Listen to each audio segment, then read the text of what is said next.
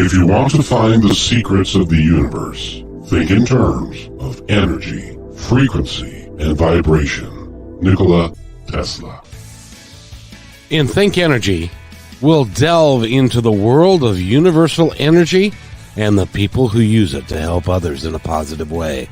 Hi, my name is Kevin McDonald, and I will act as your guide, bringing to you interesting people and concepts that at their core are all about energy.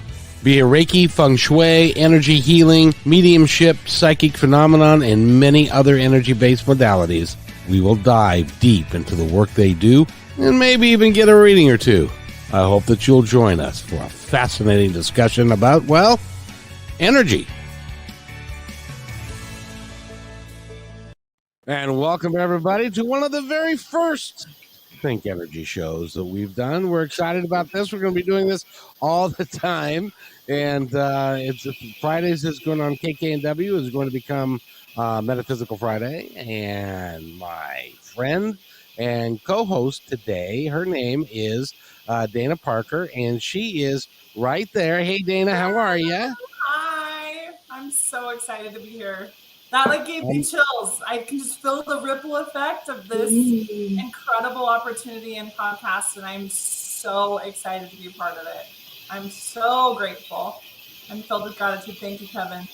Oh, you're so welcome. It's gonna be great fun, and because this is your first one, you have brought along a couple of good friends of yours who also are podcasters of note.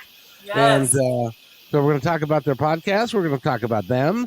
And they are also very gifted psychically and spiritually. And so we are going to talk about that.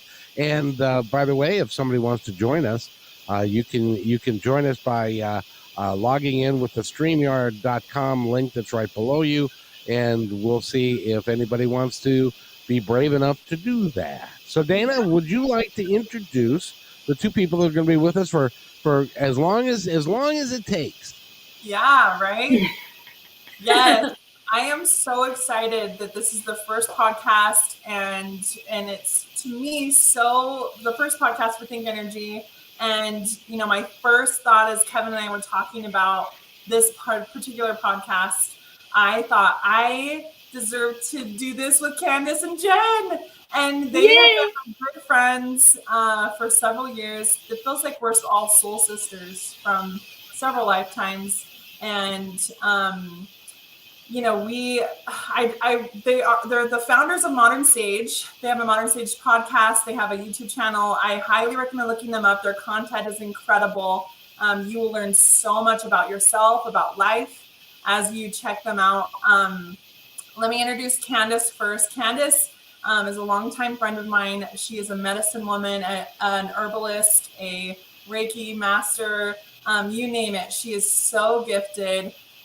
Several years ago, I got an incredible opportunity to join a women's circle where I was introduced to Candace, and just for one of the first times in my life, felt at ease as a woman with a group of women. Candace has an amazing way of creating sacred space for people, and she has amazing psychic gifts, intuitive gifts, and she has been there for me personally through some of my biggest, hardest, most incredible transitions in life, hard things, and has helped me navigate. So she is anyone who gets an opportunity to spend time with her in a session will leave different, feeling different about themselves in life. So that's Candace. Thank you, soul sister. Welcome. I love you. You're so incredible. Jen is an incredibly gifted, I would say generationally gifted healer. She channels spirit and in lots of different avenues and ways. She's very gifted. I've had the opportunity to also do sessions with her where I've been able to connect to those on the other side, ancestors, loved ones, and receive really profound messages that have strengthened me in my life. So she's so gifted. She also brings a lightness of fun about things, and maybe it's just our energies together when they come together, but fun and peace. So Jenn is just a powerful healer, it's been an honor to watch her step into her gifts and really claim those gifts and put herself out there. She's been one of those individuals that has really inspired me to put myself out there. And we've kind of supported each other through it and in it, and all of us. So absolutely, thank you. This amazing duo, I guess. Thank you. I got to ask you first, how did the two of you meet? Jen and I, or Yeah. Dana? No, Jen and you. Oh gosh, I was referred to Jen for a reading for mediumship. Did Dana refer you? I think Dana referred you. Was it Dana? Yes. And well, there we go again. Circle. Yep.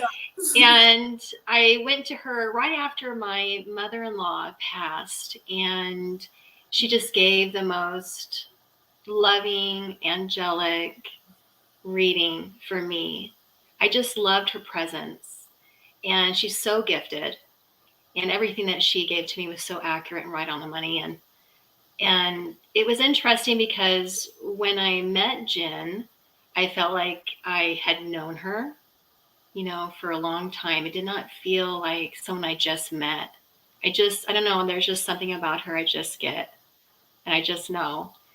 And I told her that the impression I got as well when I was with her is I don't know how we're going to work together, but I feel like at some point we're going to end up working together. And so just kind of allowed spirit to guide us. And here we are. Now we are hosting Modern Sages podcast. And it's just been an absolute joy.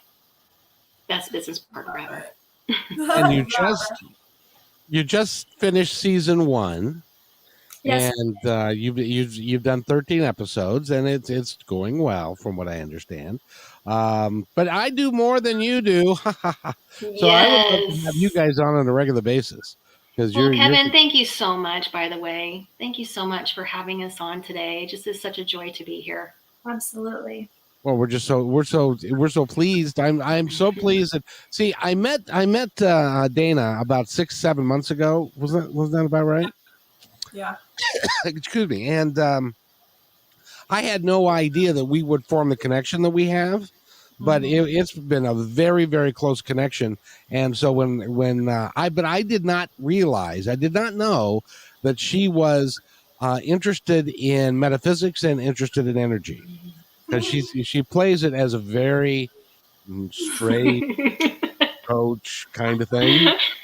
And when I mentioned that we were going to do, I love this topic, and so we were going to do Think Energy, and she was like, oh, "Really? I would love. I've got these people, and I've got these people, and I know these." And it's like, I love this stuff, and it's like, what? That's not the girl that I knew, but it's great fun. So I love talking about this stuff. I think you guys are amazing because you step out and you are connected to spirit and connected to the other side in a way that I think everybody is, but most people deny it. And so, Jen, I got to ask you, because Dana was telling me that there was a period of time when you had to work into your gifts, to understand your gifts, and to embrace them, to love them, and to utilize them. Is that fair?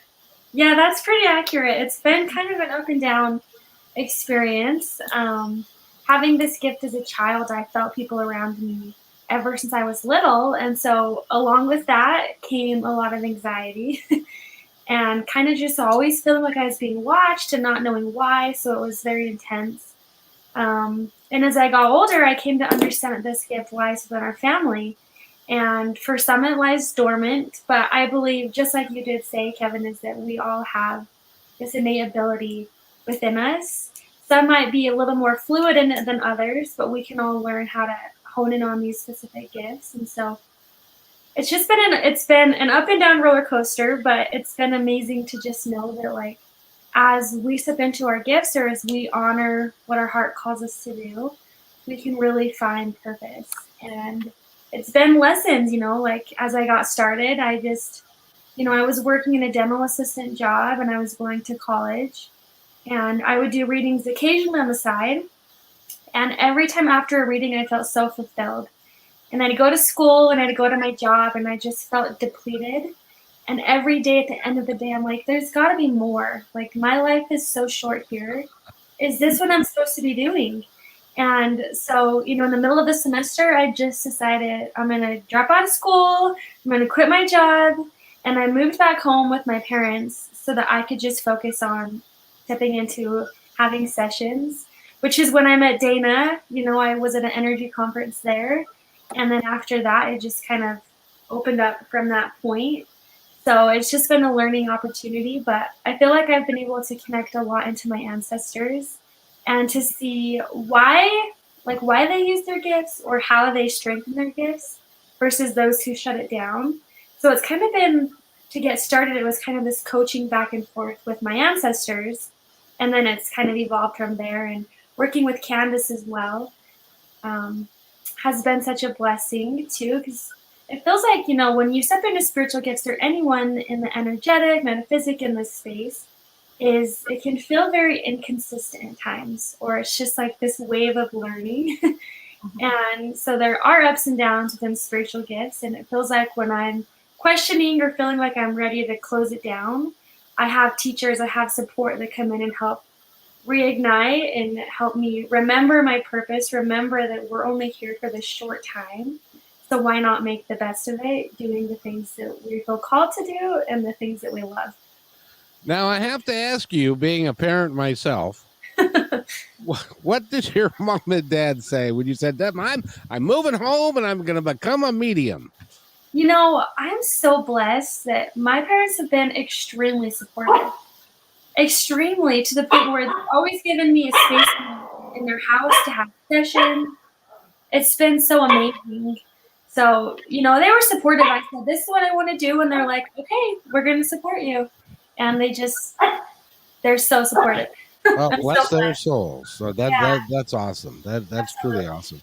So, Candace, how did you end up in this place? Oh goodness, that goes way back. Right? Before it was even a thing. Yes, it wasn't even a thing yet. I was always very sensitive. In fact, throughout my life, I've been told I was too sensitive. And later on, when I was expecting my first son, I kind of went through this awakening process. And because at that point, I feel like I was kind of trying to fit in to society, even though I was seeing and feeling spirit, hearing spirit. I would feel people's energy when I would come into their space, and I would get a download of like what was going on in their lives, what their desires were, and without knowing them. And it was sometimes very uncomfortable, and sometimes I felt very overwhelmed. And so in order to kind of get by in life, especially through my teens and early 20s, I kind of tried to block it off because I almost felt different and weird. And when I would hear other people talk about people with gifts of spirit, they'd always make jokes about it. It's like, oh, if they knew what I was experiencing, they would think I was really weird. So I'm just not going to say anything. And what ended up happening is that it fed into a massive depression. I started to experience depression, anxiety, Tourette syndrome. I developed an eating disorder. I had migraine headaches. And I noticed that when I started to go through this awakening process and come back into remembrance of who I was and heal myself and develop that self-love and healing, and my gifts began to open up and I started to embrace them, those symptoms started to go away. And so that was kind of like my introduction into this world. And I did this by myself. I had no support. I had no one around me who was on this path. And so for many years, I kind of kept it secret in a lot of ways still, even though I was on this path. But I would only mention it here and there. I met a dear friend when I was expecting my first, and she was a psychic, and she did readings, tarot card readings. And so we'd hang out, and we look over cards and we do readings on each other. And I got really involved with it. It was quite natural for me. And so I started doing readings on people off and on. And then when I moved to Utah, when I was expecting my second child, I was in California originally and now in Utah. My brother was taking a Reiki class and he wanted someone to practice on. And so I was like, I'll do it. I'll volunteer. So I went to him once a week for Reiki for several months. And at that point, it was like, oh my gosh, all of my gifts just blew open. And at that point, I ended up, not long after that, meeting his instructor, who was the Reiki master teacher. And I ended up delivering messages to her from those who had passed. And she wanted to pay me back. And so she taught me Reiki. And so I became a Reiki master teacher. And so at that point, I started my own private kind of practice at home where I would do Reiki on people. And it was all word of mouth. I never advertised. But I would do a reading and Reiki. And then after that, I went into a mystery school and I ended up meeting like-minded women to this mystery school. And we explored psychic gifts and remote viewing and all of these really cool things. And then I met a shaman, an Incan shaman. And then I ended up training with an Incan shaman for a couple of years. So that's how I came to shamanism. And when I came to shamanism, it was like coming home. I felt like it just opened up this remembrance in me. My life completely changed. Not only did I heal myself, but I had the tools to help heal others.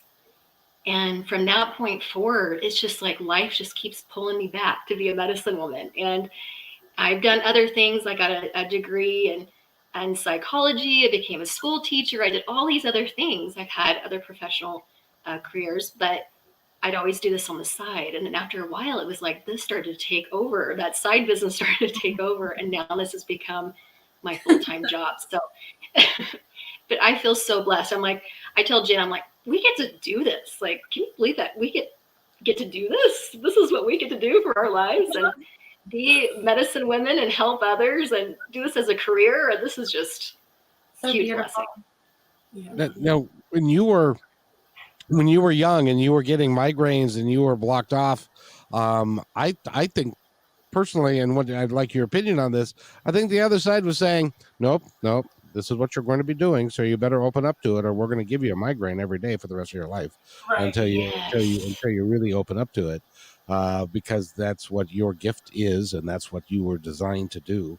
And you can actually help a lot of people by doing that. And there are a lot of people that are stuck that way, and they have a gift, but they are scared for whatever reason. And I know that Dana's going to talk about this in a little bit.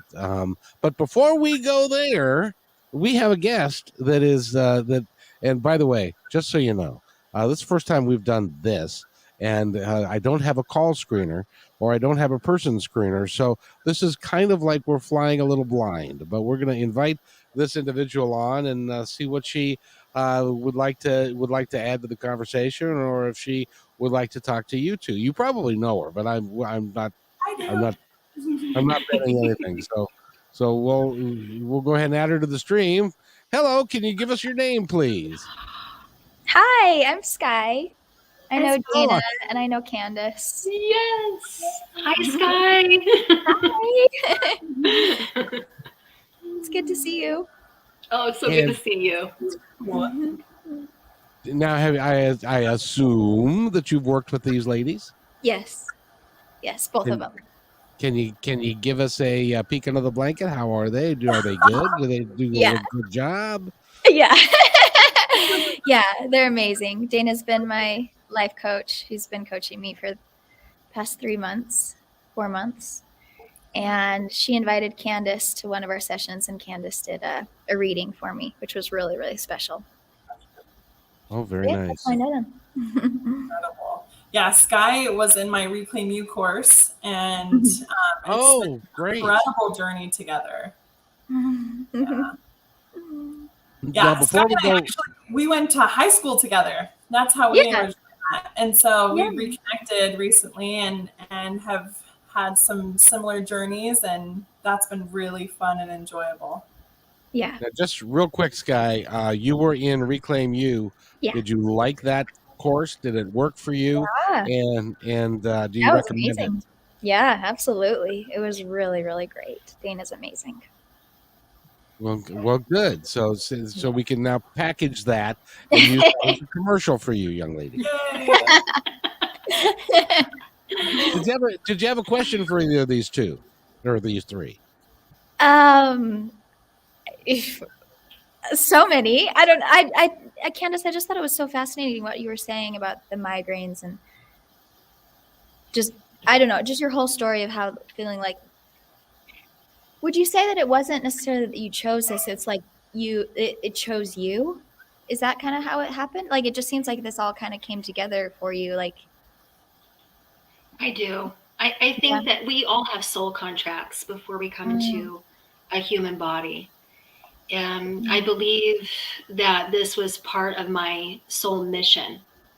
I don't say soul purpose because I believe that we all share the same purpose, which is remembrance of our divinity, remembrance of who we really are.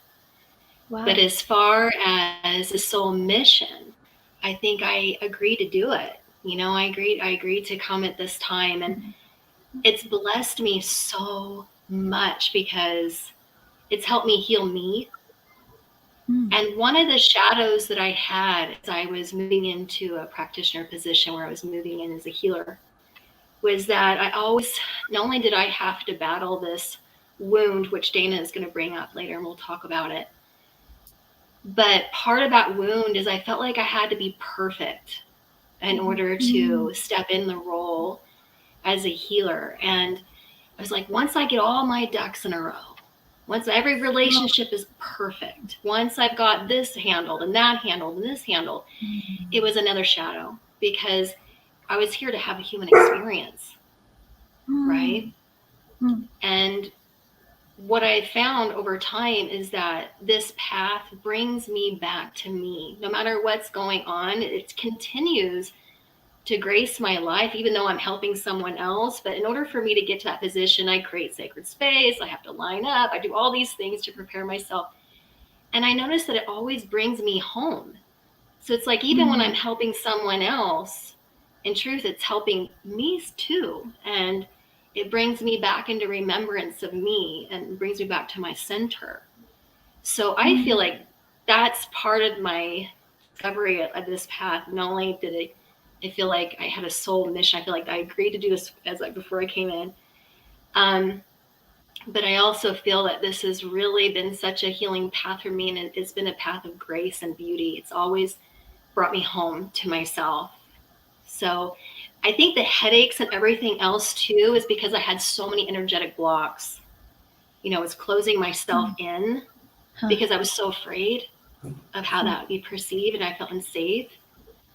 But it was like once I started to open up those channels, those symptoms started to go away because my energetic body was coming back into balance. Does that make sense? Can I add to that? Yeah. I noticed too that when I was little, I had major headaches as well. And at that time, my mom would have me put on a wet washcloth, and then I would listen to a color meditation. And I would be very interested to see how many people who have highly psychic abilities with being able to see within their third eye. I wouldn't be surprised if many have had headaches or have them, because it also feels like there's this block here of like opening it up. And so it's almost like with headaches, unless we just pop in medication, a lot of times it's like you have to kind of rest up, give yourself permission to like calm down, then allow it to go away. At least for me, I know that if I have a headache and I just keep go, it gets worse. So you have to kind of calm down, go back into your space, which I feel like is a call for our spiritual gifts to awaken is, hey, we need to open these up. So it's like bringing us back down here so that we can be centered, so we can connect into our gifts and strengthen them as well. Yeah, if you think about it too, what's interesting about that, Jen, is the phrase "you're giving me a headache."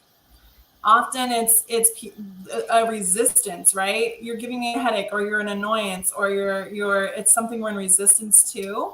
And I find that really fascinating that that's connected to you guys in maybe your resistance or unawareness to your gifts, and how fascinating that is, the connection there of how you utilize that term.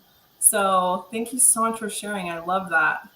I love these perspectives. I think it's so valuable, especially for anyone listening. If you think you might be a healer or you think you might have spiritual gifts, you do. And these can be developed and opened and experienced over time. And that's one of the things I love about Jenn is she really is an advocate for that everyone is gifted. And it's just a matter of cultivating that. And I think that's what we've all found in different ways. So, and speaking of gifts, I'm wondering if Sky has some incredible gifts of creation and creating, and she has been in a space of creation. And because I know backgrounds, I was wondering, because she took the time to come on today, she has this really special connection to her grandmother that passed, and that wanted to design and wanted to create. And I was wondering, Jenn, maybe if there was a moment that you guys could connect here now, maybe on this topic of this grandmother and you, Sky. Is that something that would be enjoyable for you? That would be amazing. And Jenn is an incredible channeler, and it's so enjoyable to watch her at work. So absolutely. Yeah, let me connect in here for a minute. Okay. What I like to do is I always have a pen and a paper that I kind of allow my left brain to just be able to focus on this while I receive information coming forward here. Wow. Okay, so as I'm stepping into this, okay, let me just sit with this for a minute. I feel like you have so much support on the other side, where I also feel like in the past 3 years, I feel like there's you've undergone this huge transformation. Like, if you were to think about who you were today versus 3 years ago, it would be like almost a different person. Yeah. In a lot of ways there. And you have a lot more support than you realize on the other side, not just grandma. But let me call her forward and we'll lean into this space. Interesting. Okay, so this would be grandma on mom's side, correct? Yeah. And then you also have the grandfather on your dad's side. He's also passed. Is that correct? Yeah. Okay, because he's also, I see him just standing behind you is like this really sturdy, strong protection of a man. And it's almost like I see him have like a straight face. But then I look into him and he's very quirky and funny when you got to know him. But it's almost like if you didn't, he kind of would feel a little bit intimidating. Does that make sense with you? He's just an amazing man, just a very, very kind, or was. Yeah. No, he still is. Still is, yeah. yeah. And it feels like he could be perceived as someone who kind of had everything together, just like very orderly for the outside looking in. But then when you got in, it was like just this big love, this big sense of wonder and awe. And I feel like he wants nothing more than to give you this big, giant bear hug. Oh. When I see him grab when you're hugging him, I see him grab the back of your head and just push him in closer. And I just see him wanting to come forward first, which is funny because I feel like grandma's he just stole me closer. A little bit more fire in his eyes. But he is if I didn't come forward first, she wouldn't give me time to speak. Okay. And so I just see him wanting to say that you have such this masculine support and spirit behind you. Also letting you know that even if it feels like sometimes your foundation isn't stable, it feels like he's wanting to help you know that you have this support clearing the way for you so that you can be grounded and centered in who you are and not have to be worried about not having a stable foundation in life. So I feel like he's wanting to promise that with you. and letting you know that you've done such an amazing job, and like the growth is so empowering and so important. And he just says like it gives all of us, he goes like this, which is my symbol for honor, that your life has brought your ancestors honor on that side. And does that make sense with you? Do you have any questions about that? That's so lovely. Thank you. Of course. Okay, let's bring in Grandma too, because she's like, it's my turn. She's very outgoing and loving, and it feels like she, I feel like she has such this loving space within her, but she also said she spoke her mind. So if there was something going on or something that she didn't understand, like she would share about it, but it wasn't like she was super negative, but loving, but still very outgoing in that space there. Yeah. And do you know if she collected, or sewed stuff with aprons? I don't know if she collected aprons. She sewed a lot. Okay. Because I like see her put on like this apron, and I like see like the ruffles, and it almost is like, I don't know why I'm seeing her put that on. Okay, let me sit with this.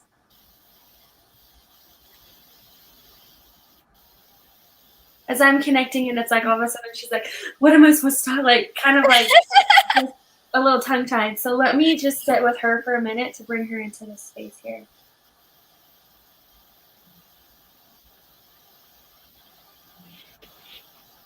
So I see her acknowledging. I'm just gonna like let her come into my space and not question anything. I see her acknowledging. Have you dealt with anxiety in the past? Mm-hmm. Yeah. Okay. Because I see her acknowledging that she's aware of those anxious, the heaviness, that almost like that heaviness in the chest. And I see her acknowledging that she understands a lot more than you realize. I feel like she was one who also experienced that. Maybe she didn't always talk about it, but I feel like just as outgoing as she could be or how she could speak up, I also see her questioning or being like, did I hurt someone's feelings? Did I do that the wrong way? Should I have done that? Kind of a worrier as well. And so I just see her like placing this gold crown on your head of like divinity and of honor. And I see her saying that, especially, I don't know, but they're saying the number 3, and they're also relating to the past 3 years. But I also see her showing like this anxiousness in your chest, or like feeling like, I don't know what's going on or what I'm supposed to do or the purpose of this. But I see her saying that like you've gone into this new space of like truly feeling fulfilled. And she says that she's wanting to let you know that she's a part of that transformation and that change. And also letting you know that she gives you her blessing in honoring and creating what it is that your spirit wants versus what maybe your family's telling you. And I just see her saying that regardless of what decisions that you make, you have her support 100%, no matter what that looks like, is that no one can tell you how to live but you. And she says that when you listen to your heart, when you're finding connection, when you're expressing yourself creatively, it's giving you permission to release that anxiety. Because when we're anxious, she says, especially within your spaces, when there's anxiety showing up, there's this battle between your spirit and your physical body. And of course, our heart center is our connection. So if you think about when someone's pronounced that they've passed or transitioned to the other side, scientifically, it's when their heart stops beating. And so knowing that, your heart is literally your gateway to spirit, to the physical world. If you think about chakras, you have your upper 3, your heart, which is a bridge to your lower 3. So it shows up in all different places. But I see her saying that you're never going to be taken off the path as long as you're constantly coming back into your heart and asking, what does my heart want to create? And then moving forward in that way. She says that she gives you all the abundance, all the blessings. And I see her like putting all these like knitted pom-poms, all these different things in your space, knowing that you have that creation with you. Does that make sense with you? Yeah. Do you have any questions or thoughts about that? No, that's amazing. I feel her love a lot. And did she have a lot of wild flowers and like roses? Was she one who had a lot of flowers everywhere? I don't know if she did. Okay, because I see her like pick up this bouquet of wild flowers and like wants to offer that to you, and also symbolizing that life can be messy and wild, but if you take a step back, that's the beauty. Is if we're too focused on having the perfect arrangement, we're not actually focusing on the God-given natural beauty that lies within life and lies within you. And she goes back to her apron again, and it looks like there's like stains and tatters, and it's like very dirty and like very worn. But I see her saying, this was who I was. Like this is creation, and I didn't have to have things perfect all the time. And when I got focused on, oh my gosh, it's not perfect, then it cut down that creation.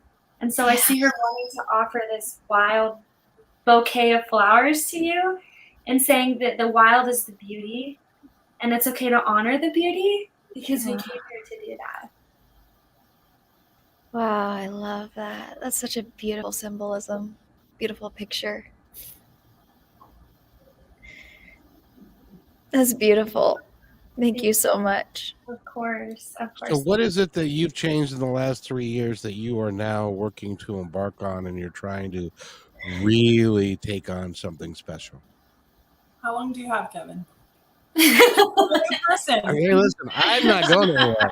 This is too damn good. Incredible transformation. No, go ahead, Sky. I just wanted to say, I mean, I honor you've had an incredible path, and knowing what I know, I just had to put in my 2 cents of this woman has been on an incredible adventure and journey.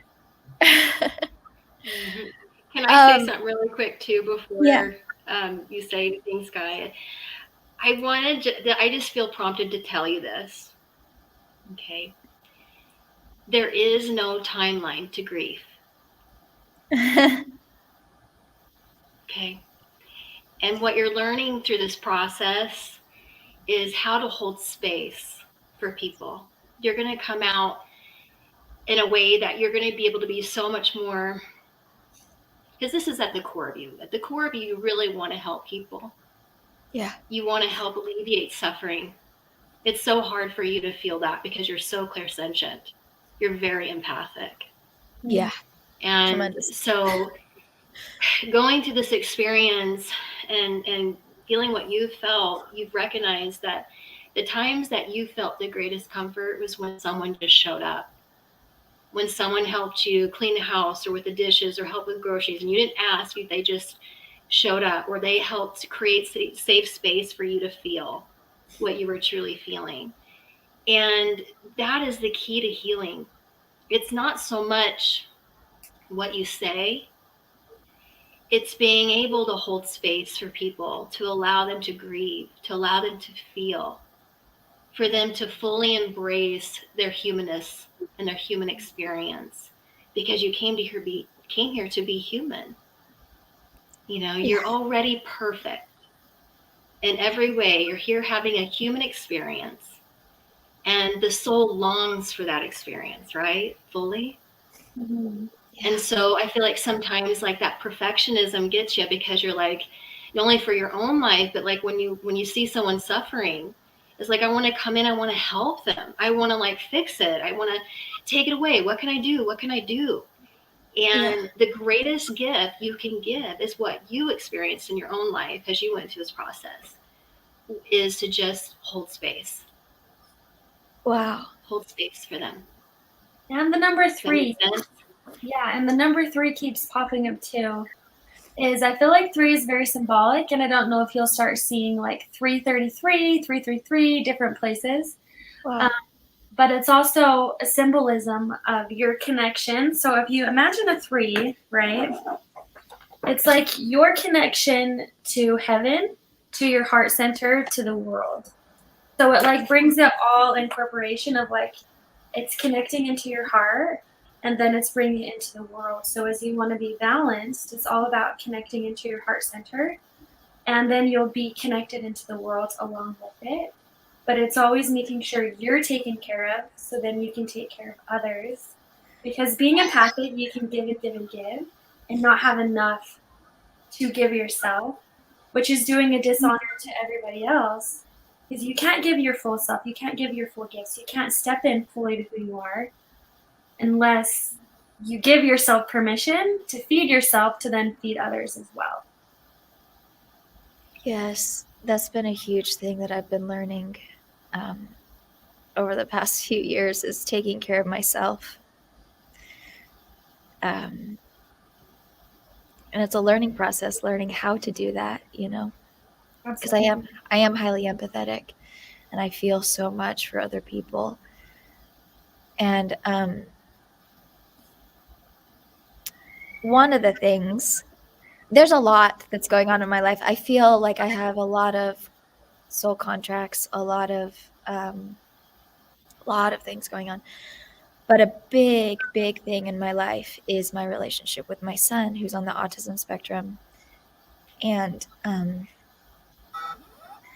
yeah, something just really resonated when you said to hold space for him, as he, you know, as he's on this journey. And we just have a really special connection.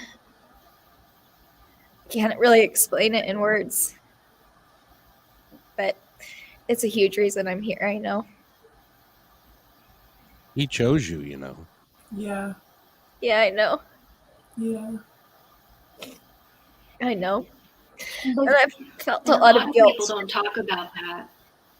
Yeah, and I was going to say, it's like a lot of us feel this way. It's like when they know that their child is going to struggle in some way, it's like there is a mourning process that we go through, because it's like those ideas of what we had for our kids, we have to shift that a little bit, right? Yeah. The life is going to be a bit different.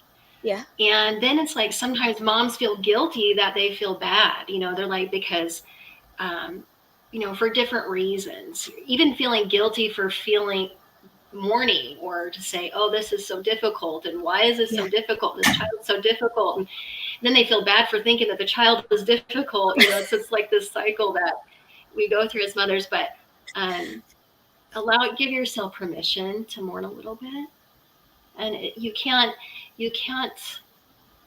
force that to go forward faster. It's like you have to just honor your feelings, just honor it, and be that for you. Because first you want to hold space for yourself before you can hold space for others. And so I don't know, that's just my recommendation, is you be gentle with yourself as you go through these emotions. Yeah. Yeah, and holding that space for yourself in that process, because life has changed so much for you, you know, over the last 3 years. Holding that space that you get to then hold for others, that will be the process of learning. As you do that for you, you do it better for others. And that life looks different. There's a mourning of that. Life looks different than you thought it would be. There's a mourning for that, and it's totally acceptable. Mm-hmm. And there's that correlates too with your children. You know, there's a mourning that you have of, this isn't the life that I wanted for them, and I'm changing the game. Mm-hmm. And so be aware of if you hold that guilt against yourself too, and just allowing. And your kids, last thing too, is your kids also signed up with you, meaning that your soul's journey, what you're learning, they also came here to support that. And also they were the catalyst of that change for you. It's like they pushed you into that new space. And so never feeling like you're not doing enough or you're not giving them enough, because you came here to give them these lessons, and they came here to help you learn those lessons as well. And so knowing that is like such a beautiful reminder that you don't have to feel guilty for not being the perfect mom, because you didn't come here to be the perfect mom. You guys came here to learn together, and you signed up together to learn these lessons. That's so beautiful. Beautiful. So true. Boy, I gotta tell you, ladies, you guys are, you know, years ago when I was doing Positive Talk Radio in 2003, I had a a human behavioralist, a sound energy healer, and an astronomer. And they got together and we would take calls, and I called it the psychic car wash. Yeah. I love that. Oh, it's so true. Because each of you got a different gift, and you use it, and you blend it beautifully together. Yeah. And which, by the way, just so you know, in my experience, that's rare, because you guys, each of you, set aside your egos Yeah. to work together with this, and that's really is rare. And Yeah. first of all, I would congratulate all three of you for being able to do that, and what you will end up accomplishing is beyond your wildest dreams. Yeah. Yeah, I actually want to bring that into play to anyone watching or listening. This is how we deserve to associate together, especially as women, because we have in this epigenetics within our bodies direct connection to competition. And so as we collaborate instead of compete, because it's no longer a time of competition, we don't have to compete for beauty, for survival anymore. We don't have to as women. We deserve to collaborate, to cheer each other on in our gifts. We deserve to support each other, to like the joy in my heart that I feel with Jenn using her gifts for my incredible friend Sky is just, it's overflowing. It is overflowing. And how incredibly sad would that be if I allow competition to rob me of those other amazing emotions of my friend is experiencing healing and is being served in the most beautiful way, in a way that I don't. And that is completely acceptable and okay. And it's beautiful. And we cheer each other on. I think that we deserve as women to step up into this level of collaboration now. Yes. Just have to say it. Well, you're just kind of leaving us. Amen, sister. Well, you're leaving us poor guys out of the equation, but I get that. Nice too. But Kevin, the women in this world, man, the women in this world, we have in our bodies this default to compete, because of we used to have to do that for survival. And so, just bringing that awareness up, and then showing people by example, this is what it looks like. This is the vibration. Yes, Dana. It's That's also connected to the witch wound. Yes.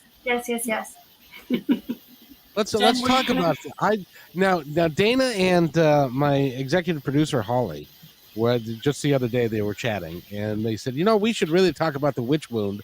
And I was like, what the hell are you talking about? I have no idea what you're talking about. And so they said, you don't know, and we know, and it was like an unspoken communication between them, and it was like, we got it, so I don't get it, so now you enlighten me, ladies. Yes. So this is a topic that we've been really fascinated by. Actually, I would say we didn't know it was called The Witch Wound until this amazing, incredible book by Lisa Lister came into our life, called Witch.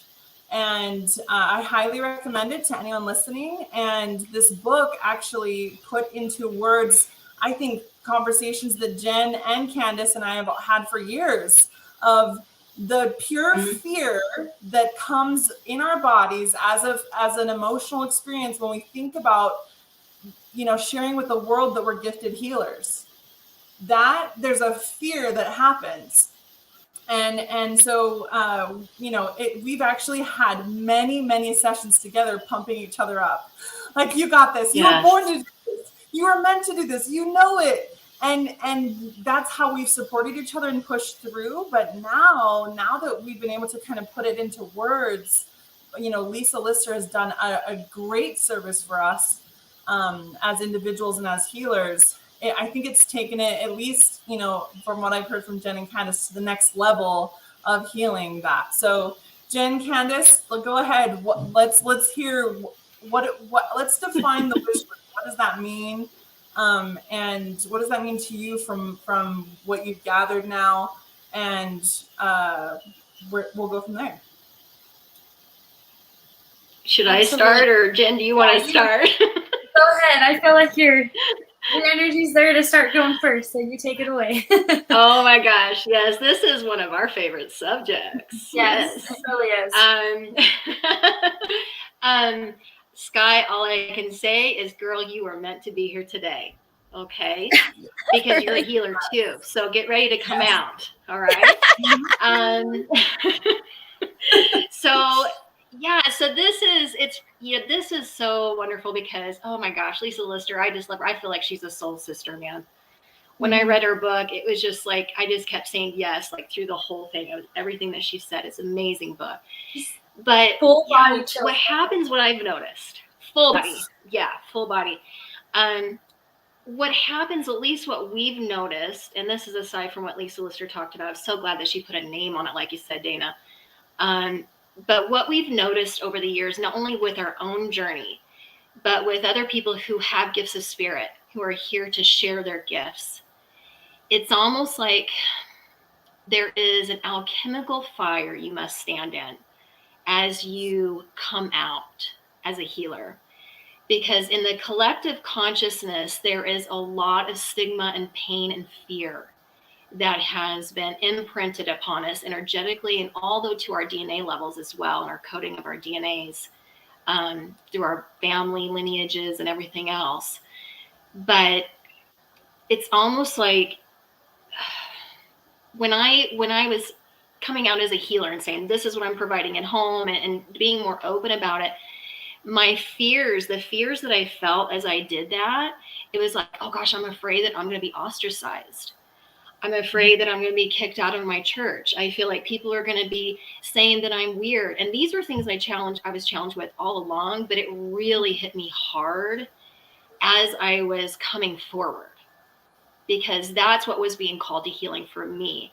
And it's what's being called to healing collectively for people who have gifts of spirit, because gifts of spirit is natural. We all have gifts of spirit. And some of the channels are more developed than other, but it's just like a muscle. It gets atrophy after a while when you don't use it. But once you start using those muscles, those different channels of gifts of spirit, which is clairvoyance, clairsentience, claircognizance, clairaudience. So spirit, seeing spirit, hearing spirit, feeling spirit. We all have it because we're multidimensional beings. We're not just people going around in a meat suit. You know, we are multidimensional beings. Right. So, yeah. So it's the most natural thing in the world, but we've closed ourselves down throughout history, because if we were to, we could be physically harmed. We could be killed, hung, burned at the stake, all of these different things, if we put those gifts out there. And what was happening during that time of the Dark Ages and prior to that was that there was an imbalance of power. And the first way that you can control humans, the best way to do it is to have them start mistrusting themselves. Because we have all of the wisdom inside of us, right? So if you stop trusting yourself and you have to put you give your power away and you give that trust over to an authority figure, then you create a disconnect between you and yourself, your heart, and your gifts of spirit. And so as we activate that heart center in our lives, as we move forward in the Aquarian age, and all of our gifts start to be activated, and it all starts opening up more and more all over the planet, everyone, then we all must kind of transmute this shadow, this wound, which is called the witch wound. Does that make sense? That's the best way I can explain it. Yeah, and this witch. Yeah. Oh, go ahead, Jenna. Go ahead, Jen. Oh, so I was going to say, along with that is the witch wound is very connected. So we all know we have things that are passed down throughout our DNA. You know, science has proven that, you know, if someone has a heart attack, they might check that more, or my dad has blood disorders. So when I go to the doctors, they want to check my blood every time to make sure that's not showing up within my body. So we see that physically comes forward. We have things energetically, emotionally, and spiritually that come forward as well. And so if you could imagine, you know, we have had ancestors, lineage after lineage of people who've had to shut those gifts down. or who didn't really stand in their truth in fear of being rejected from others.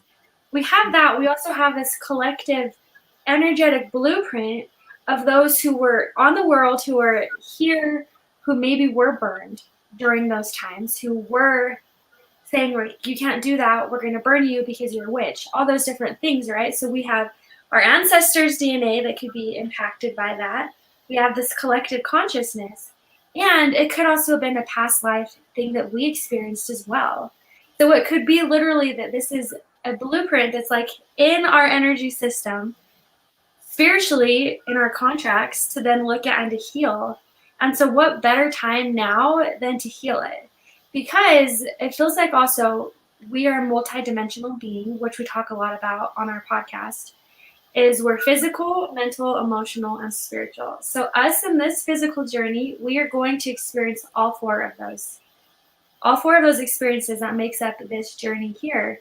And it almost feels like, as I think back and feel into the energy in the past when that was going on, I feel like there was a lot of emphasis on the physical and the mental aspect that was going on there. And then we have these others who are like, hey, there's this spiritual connection. I can be connected to the land, as well as energetically, I can bring healing. And so it was almost like collectively the world was like, no, we're focusing on these two, while others, men and women, were trying to incorporate the spiritual and the energetic into the world as well, which nowadays we aren't having to like be as sufficient physically, you know. We can go to the grocery store and get food versus have to plant our own crops, right? And so we have this ability to focus on more of those four elements versus just the two.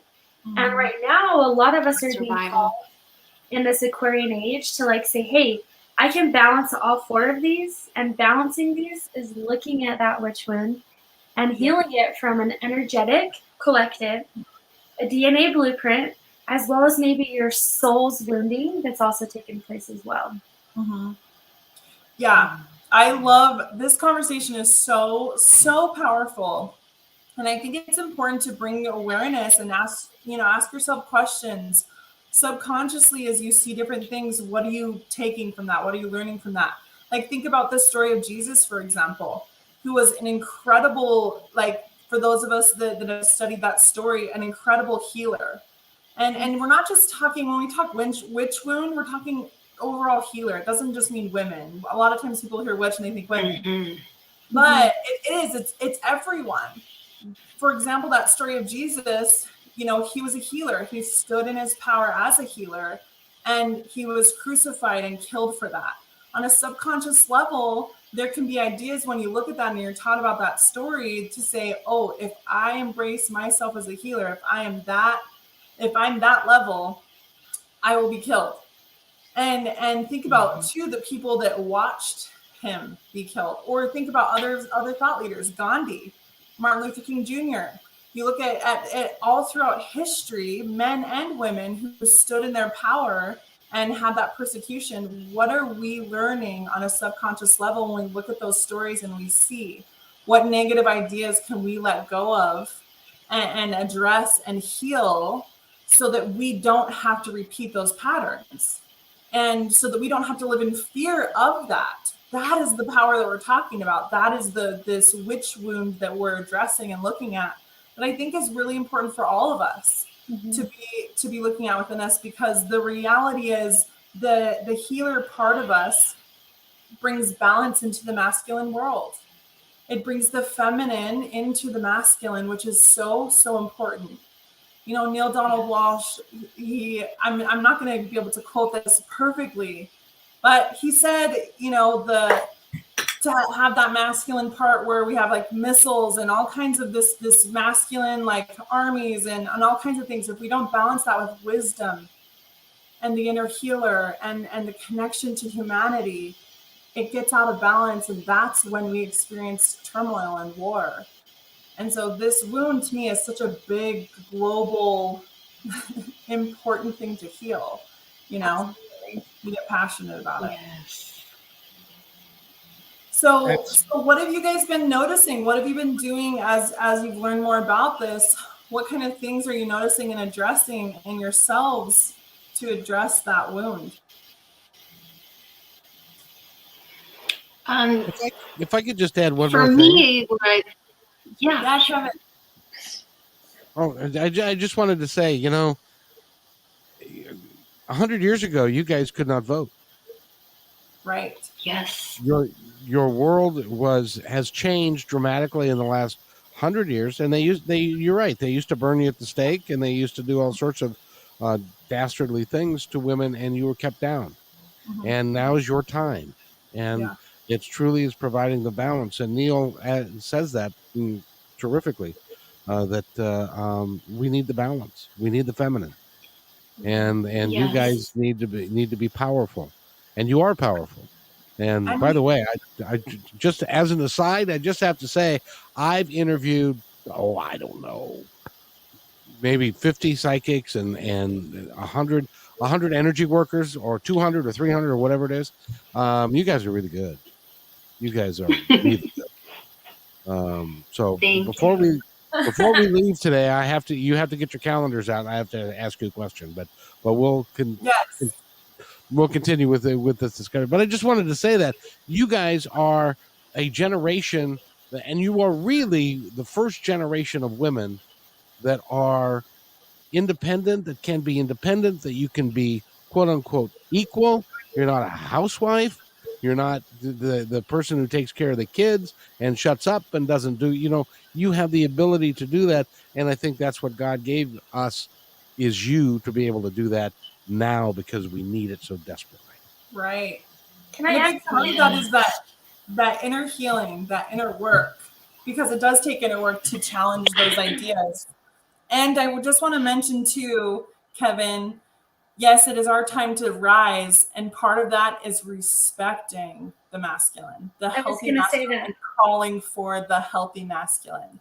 It's not an overcompensation of we're better than, I don't need a man at all in my life. And it's fine if you don't want one, that's fine. But to be in this overcompensative, like men are out kind of thing, that's not balance, right? No, it's the balance is that good men and good women working together as 100%, to create the whole, rather than it's, the male is the dominant one and the female just comes along.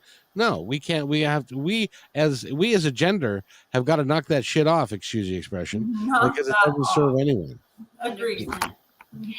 Yes, I would love to add that, Kevin, because it's an outward manifestation of what is happening to us internally, because it's about a balance of the masculine and feminine energy within ourselves, because we carry the masculine and the feminine. And the feminine is in charge of the intuitive gifts, and it's been out of balance for so long, where this part of ourselves has been kind of stifled within the man and the woman.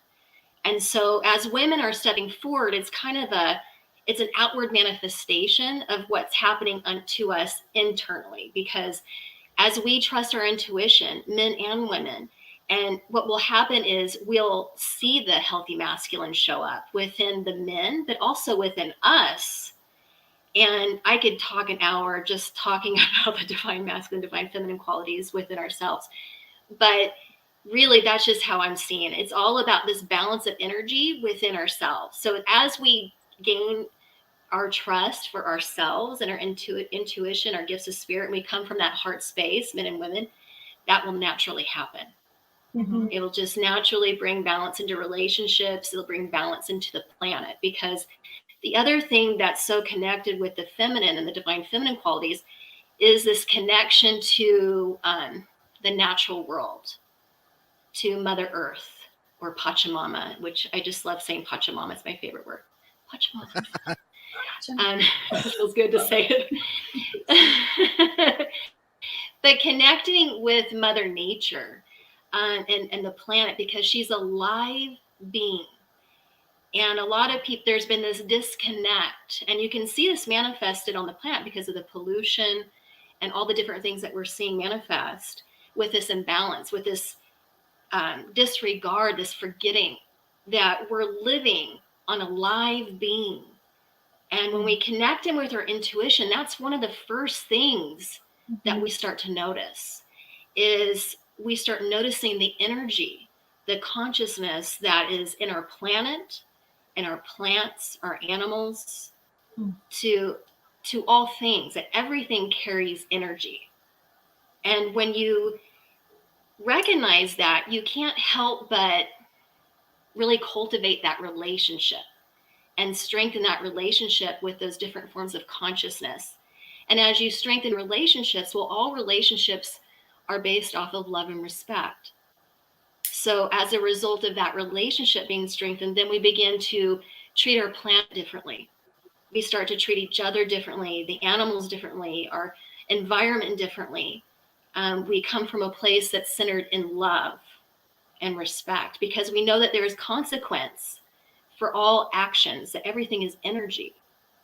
So I feel like I just felt like I needed to kind of add that to what you were saying, Kevin, because it is this rise. Like, when we're coming up, we're actually able to express our gifts now. Like, we can talk about this out loud. We don't have to worry about being hung or it's like, now we can actually talk about herbs. We can talk about all the natural things that Mother Earth gives us to heal our bodies and our minds and our spirits. All these things is now out on the table, which is so fantastic. What an exciting time to live.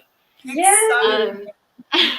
I think, and it's for everybody. Yes, I think to add to that too, I think it's so amazing that we also talk about the feminine, especially when it comes to the witch wound, is because there were men and women who were burned and who experienced that throughout times.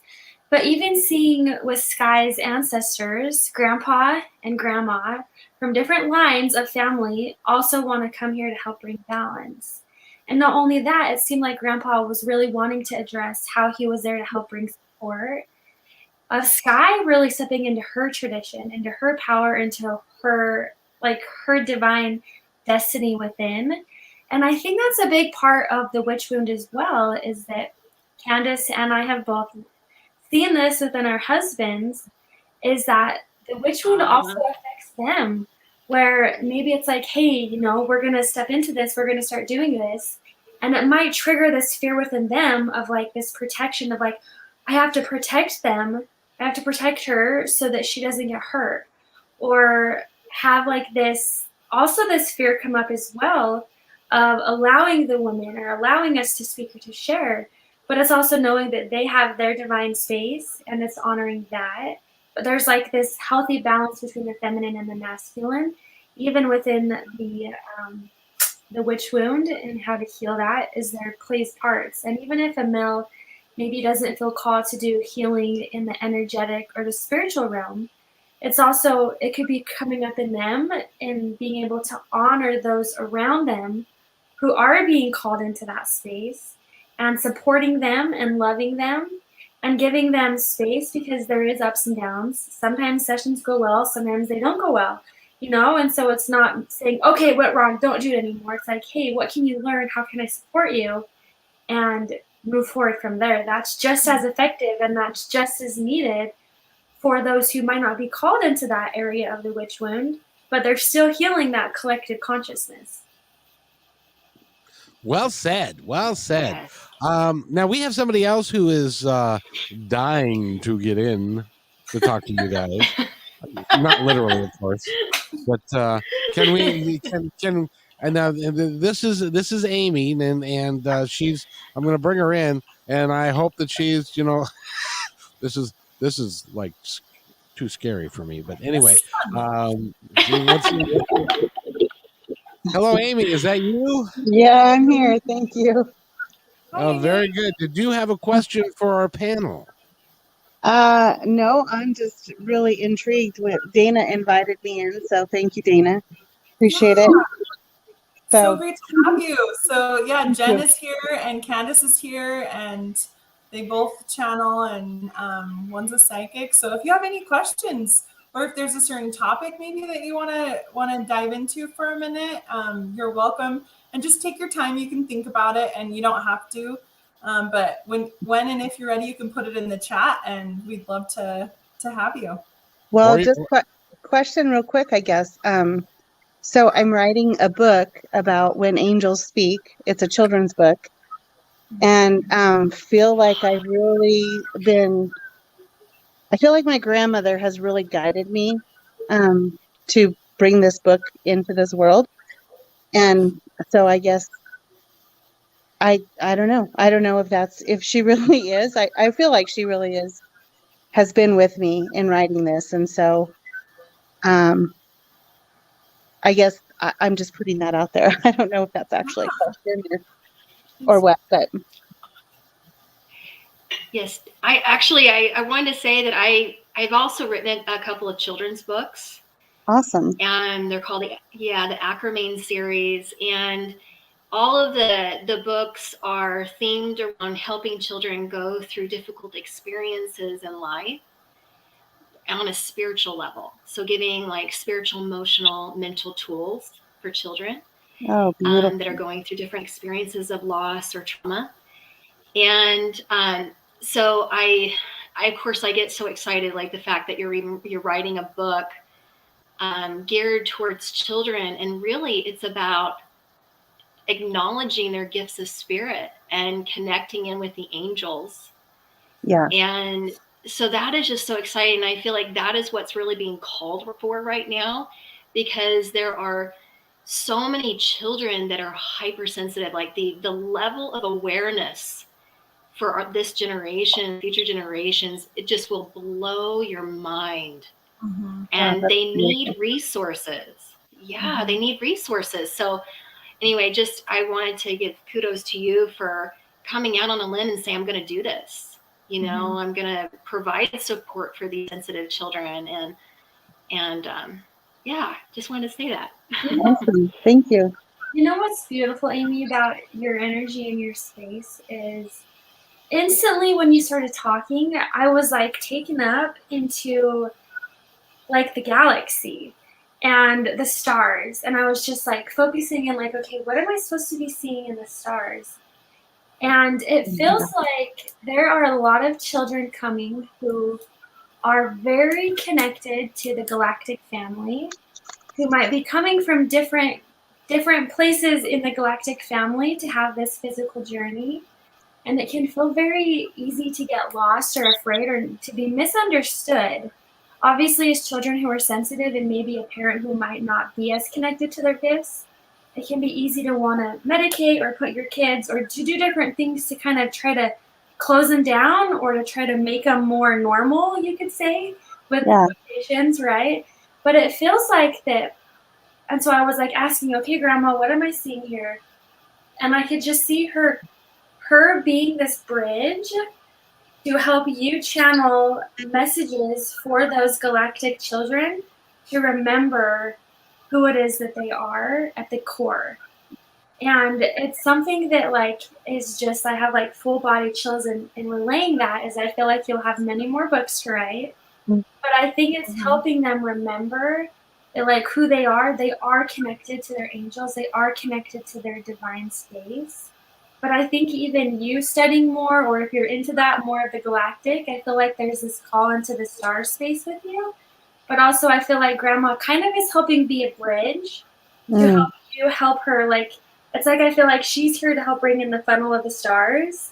And like it comes to this funnel, and then I see it coming to you as a way that's safe and understanding and like channeled perfectly with your inspiration of her helping bring that, like that funnel and that channel back together. Can you see that in your mind, Amy? Oh, I'm totally seeing that in my mind. It's so beautiful. I've never even connected on that level. Thank you for that. I've never even connected on that level.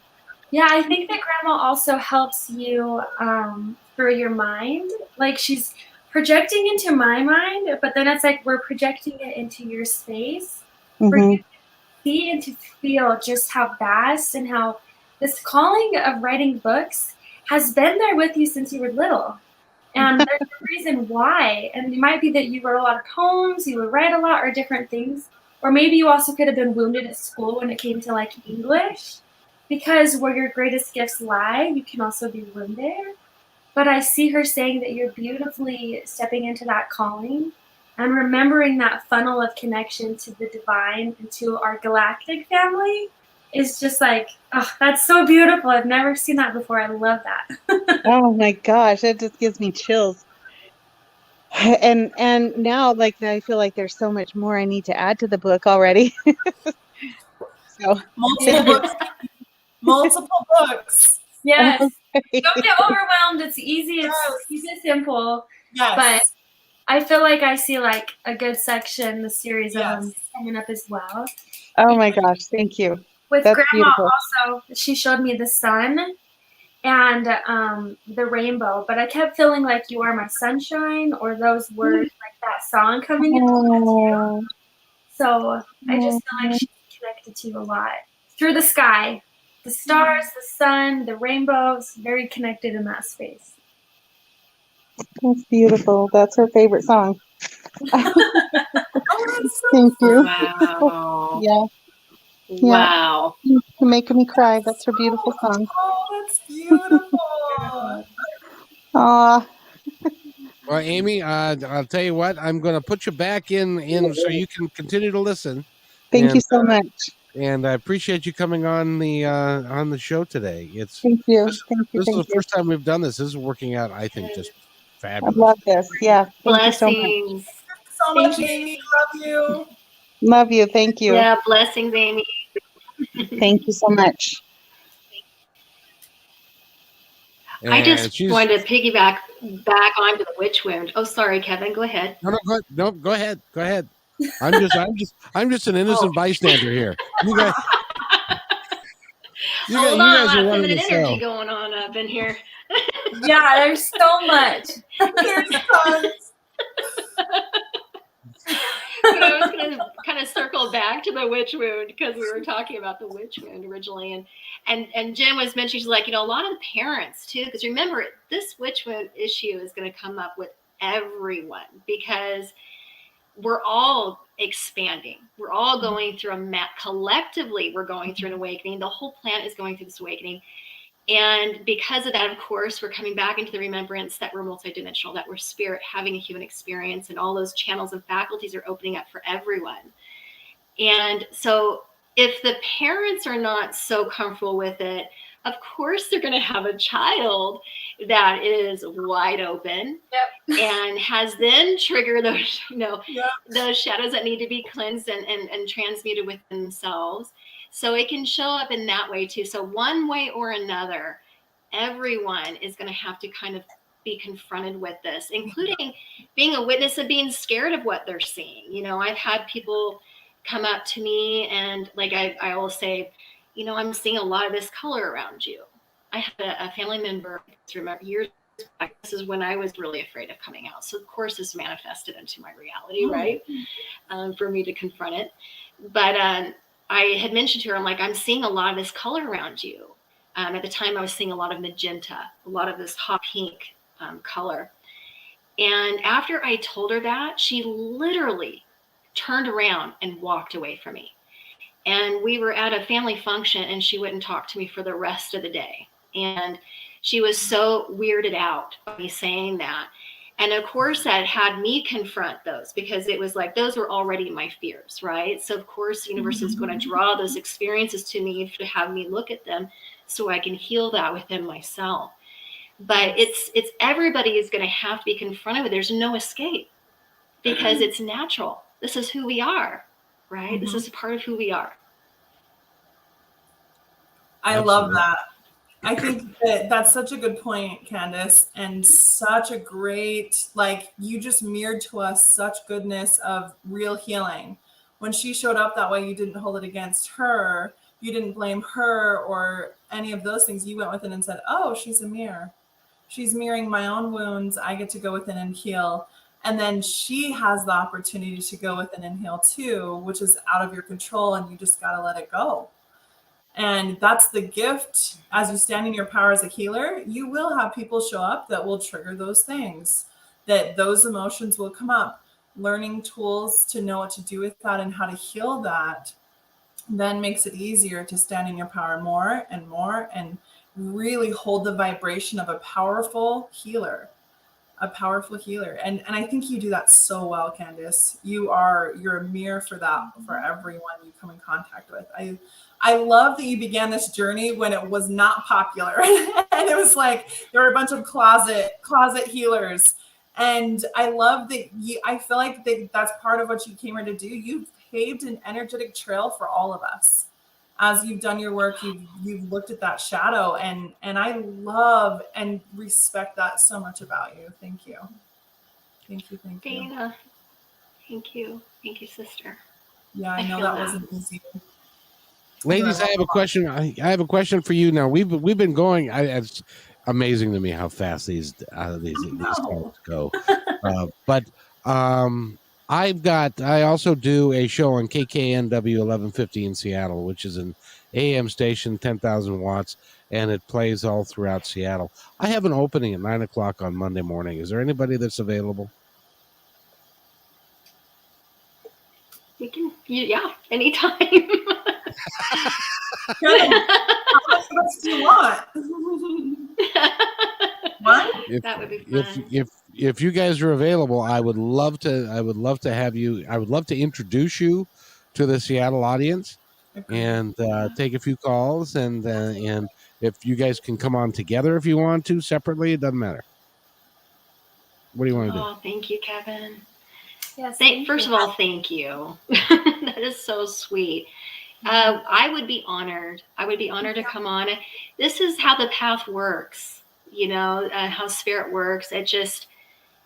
I don't really plan things. I mean, I have sessions that I have scheduled out, of course, but they've always been word of mouth. It's kind of like I'm on this boat ride, that I'm on one of those Native American canoes going down the river, and things are showing up, and I come up on the bank here and there, and different people wave. It's this kind of experience with spirit where I just go with it. So if this is what you're feeling prompted to ask, then I will be there for sure. Well, it was interesting because I also believe the same thing that you do, is that we're on a path, and spirit puts it. I call it the 50,000 foot view. Spirit has a 50,000 foot view. We are in the middle of the forest. We get to see the tree in front of us and the tree behind us, and we have to trust. We have to trust that we can continue to walk forward, and that they're going to be sending us in the right way. They get to see the entire view, so that they know where we're going. We don't. So we have to trust that we are following what they say. And so I discovered yesterday or the day before that I had an opening on Monday morning, and oftentimes it's hard to book somebody that quickly and stuff. And I said, well, why don't you wait and see how it goes on Friday? And I knew it would go well, so I wasn't worried about it at all. It's just your availability. That was my only concern. So I would love to have you on. It's called Positive Talk Radio on that Monday, and it will be great fun. And it's a progressive station, so you guys would fit right in to everybody that's there. Yay! And More tribe. Dana, you're welcome to come too if you're available. I'd love it. And is that 9 a.m. Pacific time? That's 9 a.m. That's 10 a.m. your guys' time. Okay. Oh, perfect. And I just got to tell you, I've interviewed Neil Donald Walsh 4 times, and I've interviewed John Edward, and you guys are on a par with all of those folks, and you are following your path, and you're doing what you're supposed to be doing, and I want to thank you for doing that. Thank you. Thank you, Kevin. Thank you. Thank you. That is so awesome, and I say that to butter you up because I have a request.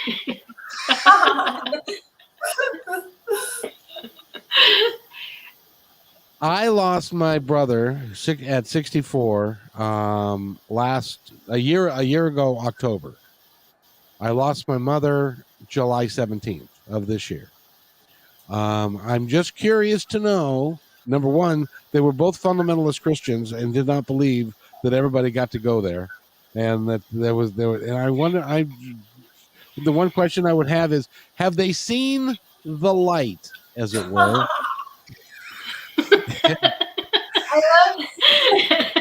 I love that you're bringing. Yeah, you could say that. I love Yes, kind of bringing this up. Oh, go ahead, Candace. No, you go first, love. You go first. Because I was like not sure if how it would work if we could connect into your space, but I even wrote on here before we talked. I'm like, God, I gotta try to see if Kevin is open. Which I was thinking you would be, but we don't know how that works, you know. Oh, Kevin, you're so loved. I love it. Wow. The first thing, but before we connect in with brother and your mom, is it feels like, do you know if on your dad's side or this could be your brother, do you know if they're on, it feels like on your dad's side of the family, is there stuff with heart conditions or has there been generationally information about having like heart attacks or heart disease or anything with the heart? Well, my mother just passed away overnight, and they called that on her death certificate. They called that congenital heart failure. Okay, so that'd be your mom. Which is what they do with 90-year-old people who die overnight. Is they don't want to look. They just say, "Oh well, her heart stopped," amongst other things, I suppose. But no, my on my father's side is cancer. Cancer. My grandfather died of it. My dad died of it. My brother died of it, and stuff. So I'm looking forward to the future. Can you tell? But so anyway, go ahead. Let me sit with that for a minute, because there's definitely something with the heart connected into the male side of the family. So let me sit with this for just a minute here. If you have anything, Candace, you want, Jen, I felt like that heart that you're feeling. Uh-huh. Yeah. What I feel like is they're trying to bring awareness to this part of the body for you, Kevin. Mm. And it's something that there's a concern. It's like, and what's really awesome about this moment and this opportunity is it feels like you're on this path. It's getting ready to split off into two. There's different directions that you could take. And I would love to talk to you about this. There's even some herbs I would recommend for you to take that I'm feeling like your body's telling me that it needs. Like for one, the dandelion, I feel like it's something that you should be drinking every day. But there's some other things too, and I'll just keep like feeling into it.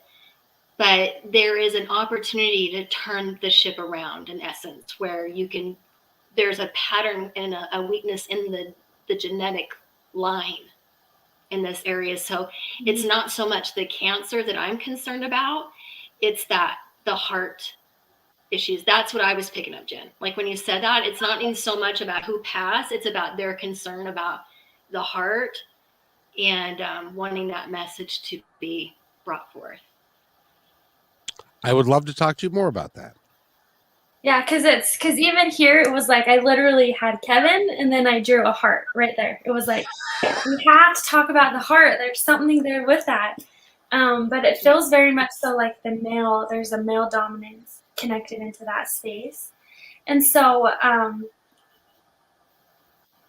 interesting.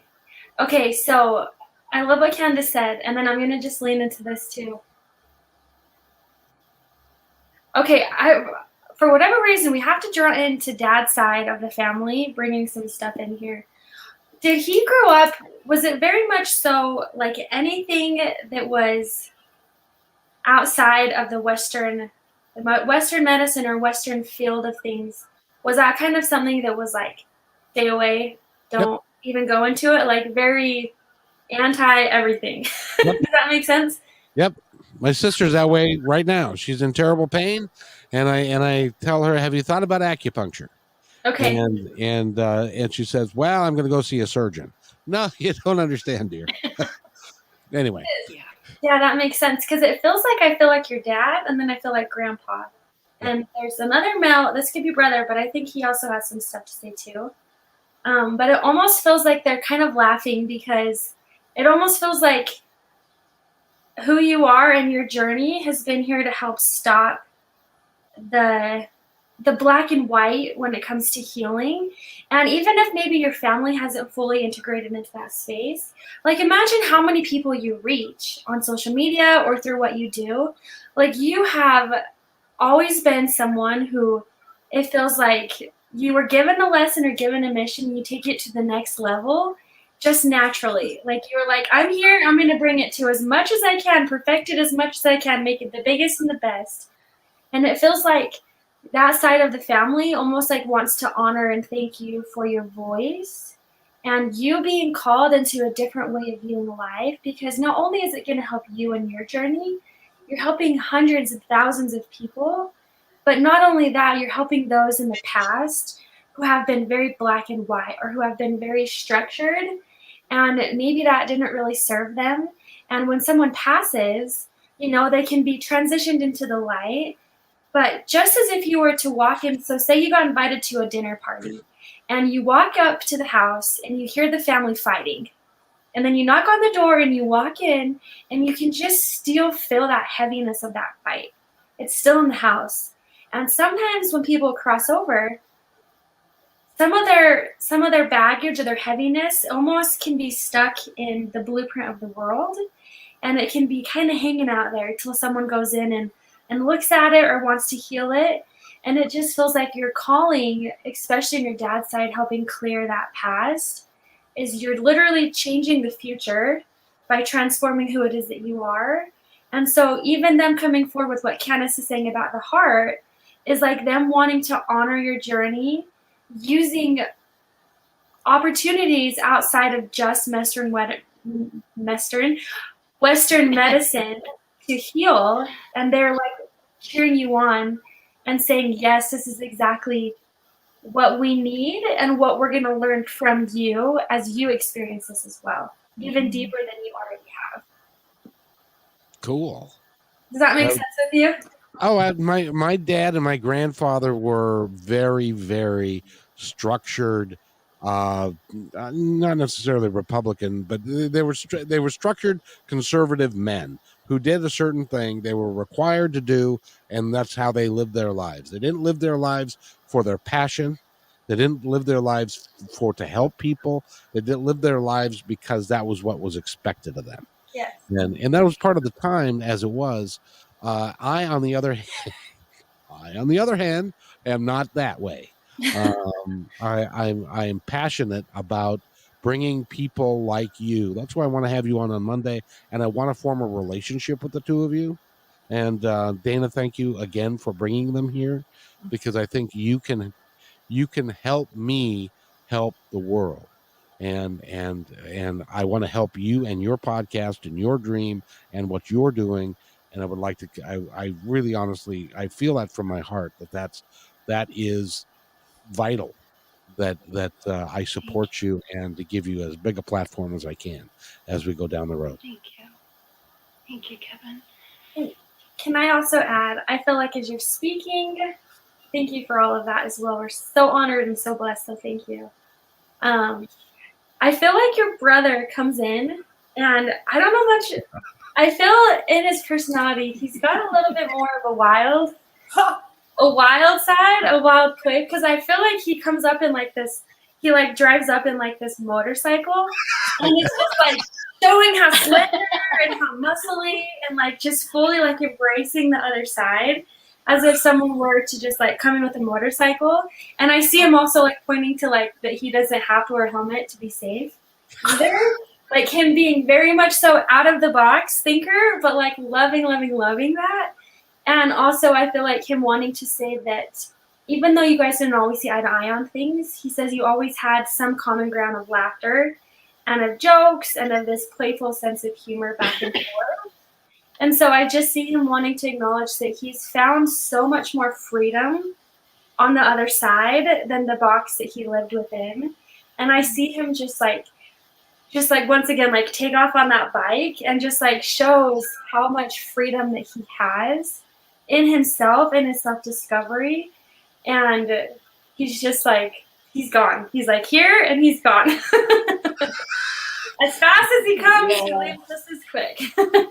His favorite bike was an 1100 Kawasaki, which is a police motorcycle. A black one? Was it black? I can't remember what color it was. It could well have been. Okay. But he loved to make that thing go 100 miles an hour. So that would make sense with him. Oh, absolutely. Absolutely. And you guys are, Dana's absolutely right. You guys are, and I feel I feel that you guys really genuinely have terrific hearts and you want to help people. Oh yeah. Thank you. Oh, Kevin, that I gotta say something to piggyback on that, Dana, before I forget. Let's go. So the other thing that I feel like the heart thing that your mom is trying to bring attention to is that on a metaphysical level, on a spiritual level, what is really awesome about what you are doing for your family dynamic and the way that you're changing the future generations and first of all, you have such a big heart. Mm-hmm. And you lead your life from your heart. And it was supposed to be uncomfortable enough, and this is part of the contracts that you had with your family. It was supposed to be uncomfortable enough that it was going to create a passion within you, a fire within you to forge a new path. Because you're like, it's not okay to live a life of survival. It's not okay to live a life where you're so disconnected from your heart, that you're not doing what you really want to do, that you're just trying to make the ends meet. Work is work. You just make the ends meet. You do what you got to do. Nobody likes their boss. Then we call boss if they were your friend, kind of mentality. There's just this mentality that came with the family. And you came in at such an amazing light being. And indigo is what I'm seeing. Mm-hmm. And you were here to forge a new path, and which is a huge role that indigos have on the planet. They were here to forge a new path, new pathways, new ways of thinking. And they kind of are the freedom fighters. They come up and they're like they're like the people at the head of the forefront of the warriors, but they're warriors of light.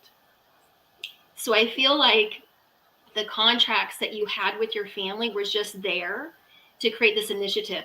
Now that they've crossed over, and yes, they've seen the light, their perspectives are so different. And they're really enjoying observing you doing this, because it was something at the time in this life, because for a reason the veil was supposed to be a little bit thicker. But now that the veil has been lifted and they can see the big picture, they just so admire what you're doing, because this is such a big deal and it's changing all the future generations. The other thing that came to mind about the heart was that, isn't it amazing that when you get out of that space of survival and you raise energy up into the heart space, you're not focused, the energy centers are not focused on the lower three chakras of survival and duality and competition and imbalance of power. And now you've raised the energy up into your heart space. How the universe supports you. It's like a lot of people on the other side would say, oh, you can't make a living, you can't do this, you can't do that. But what I've found again and again is that when you live a heart-centered life and you're coming from your truth, Spirit, one way or another, will provide a way to support you on this path. Mm-hmm. Right? So your mother wanted me to tell you that. Well, I just got to tell you a quick story, and Dana knows this story, but I started Positive Talk Radio in 2003. I spent probably $80,000 or $100,000 trying to make it work. Didn't work, and because I couldn't sell enough advertising, so I had to pull back. And then I ended up driving a bus for King County Metro for 12 years. And I was going to continue to do that until I was 67. Then I was going to play with this as a little hobby. Well, I was moving into my new mobile home 2 years ago in February, and I fell and tore my rotator cuff on my right arm. Had to have surgery on that. 2 months later, I tripped over my son's 8-week-old puppy and tore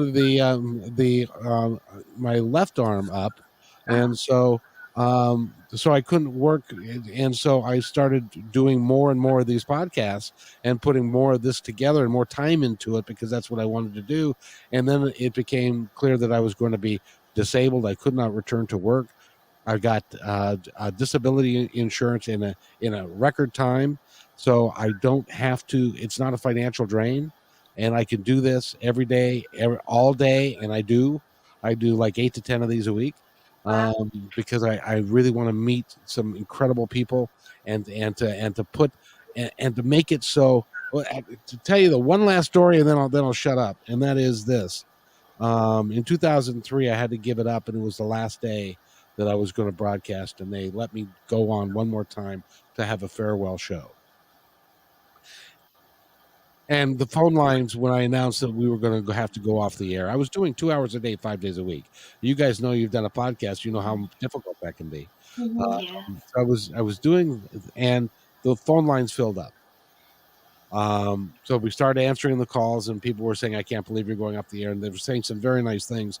But one call in particular, a lady called and said, "I'm Jane from Bainbridge Island."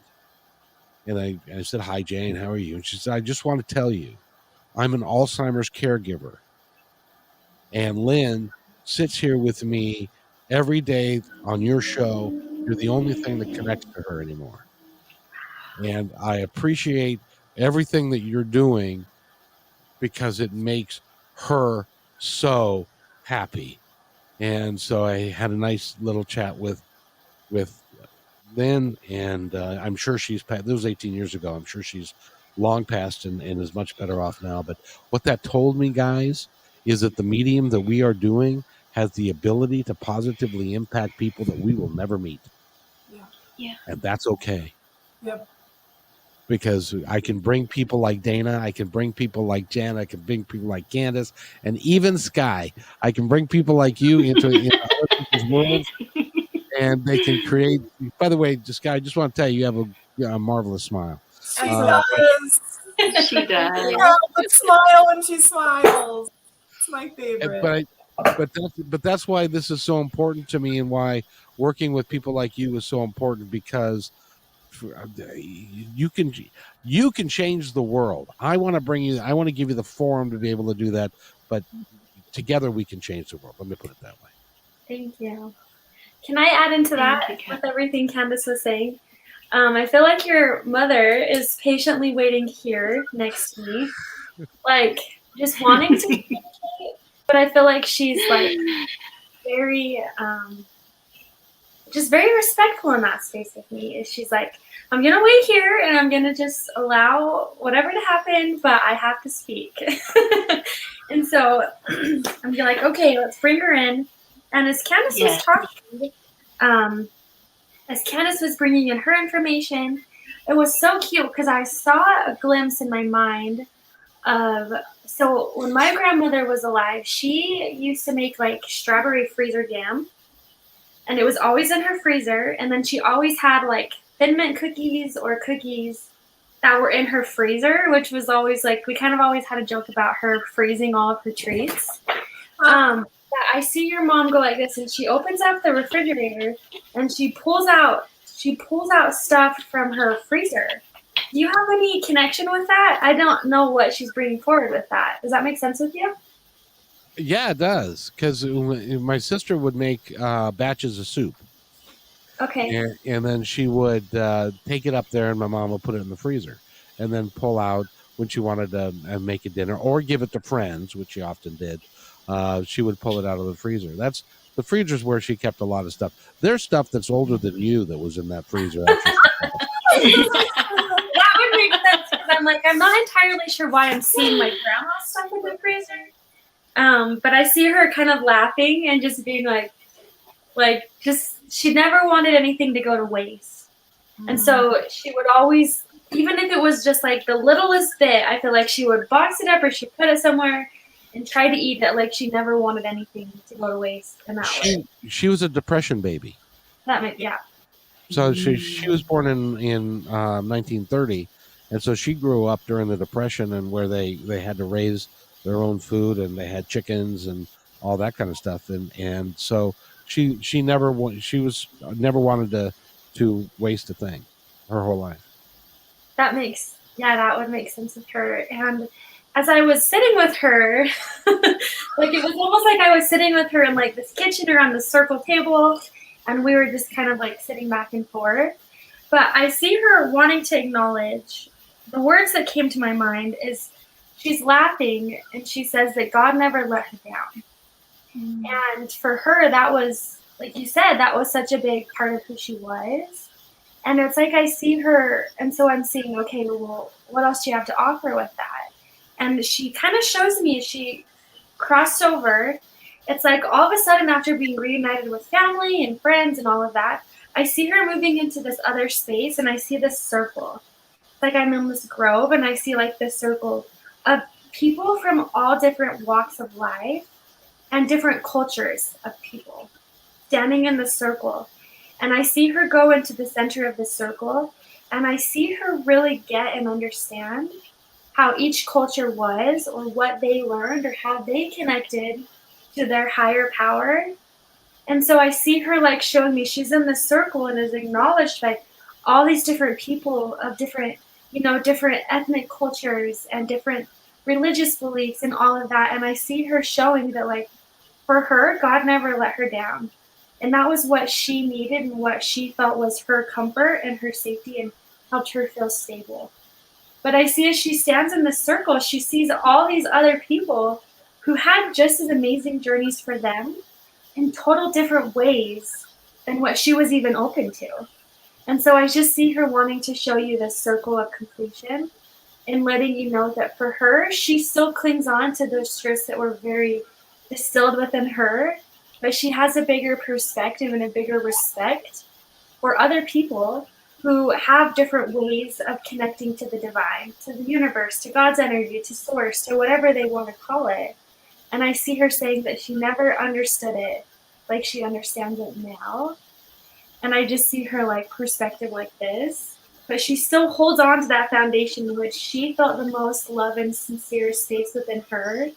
Yeah. But it's like, instead of her having to hold on to this balloon like super close to her, like I'm seeing like Winnie the Pooh with his little red balloon right by her.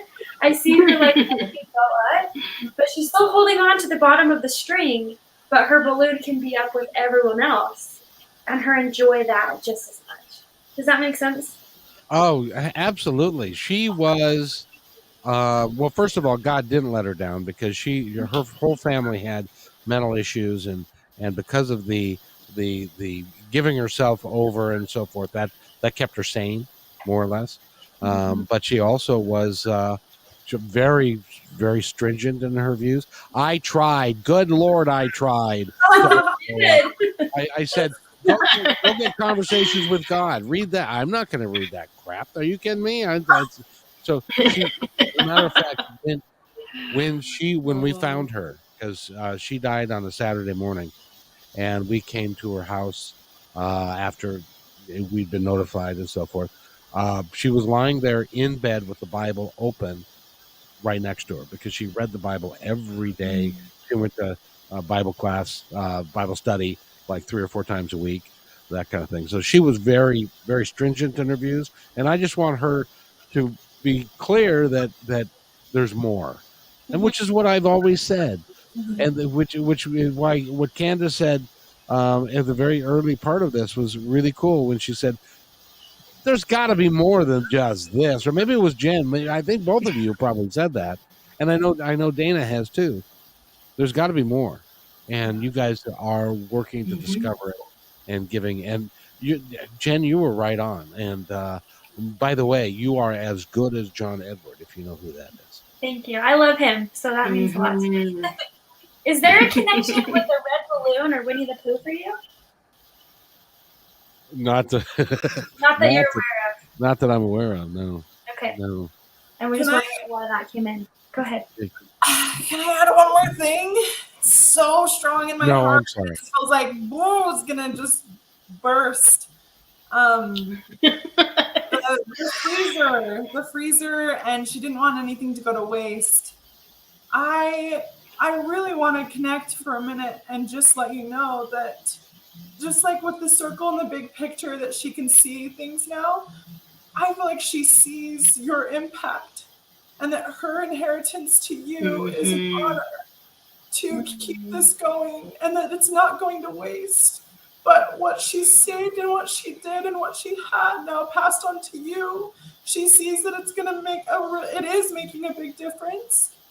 And I just feel like she wants to honor you and tell you thank you for not wasting that, not wasting what I gave you in that, and making a difference with it, because it means something to her. Like there's something for her in it that is like it's partly her impact too, because of what you're doing. Yes. And she's so like, she's proud of it, like, or like a trophy almost. I see, like, this is my son and look what he's doing, and I had a hand in that and all of that. Like she just, I just keep seeing her like hugging you and thanking you, because it wasn't easy being the chain breaker in the family, and to be a different vibration and to be a different person in that family.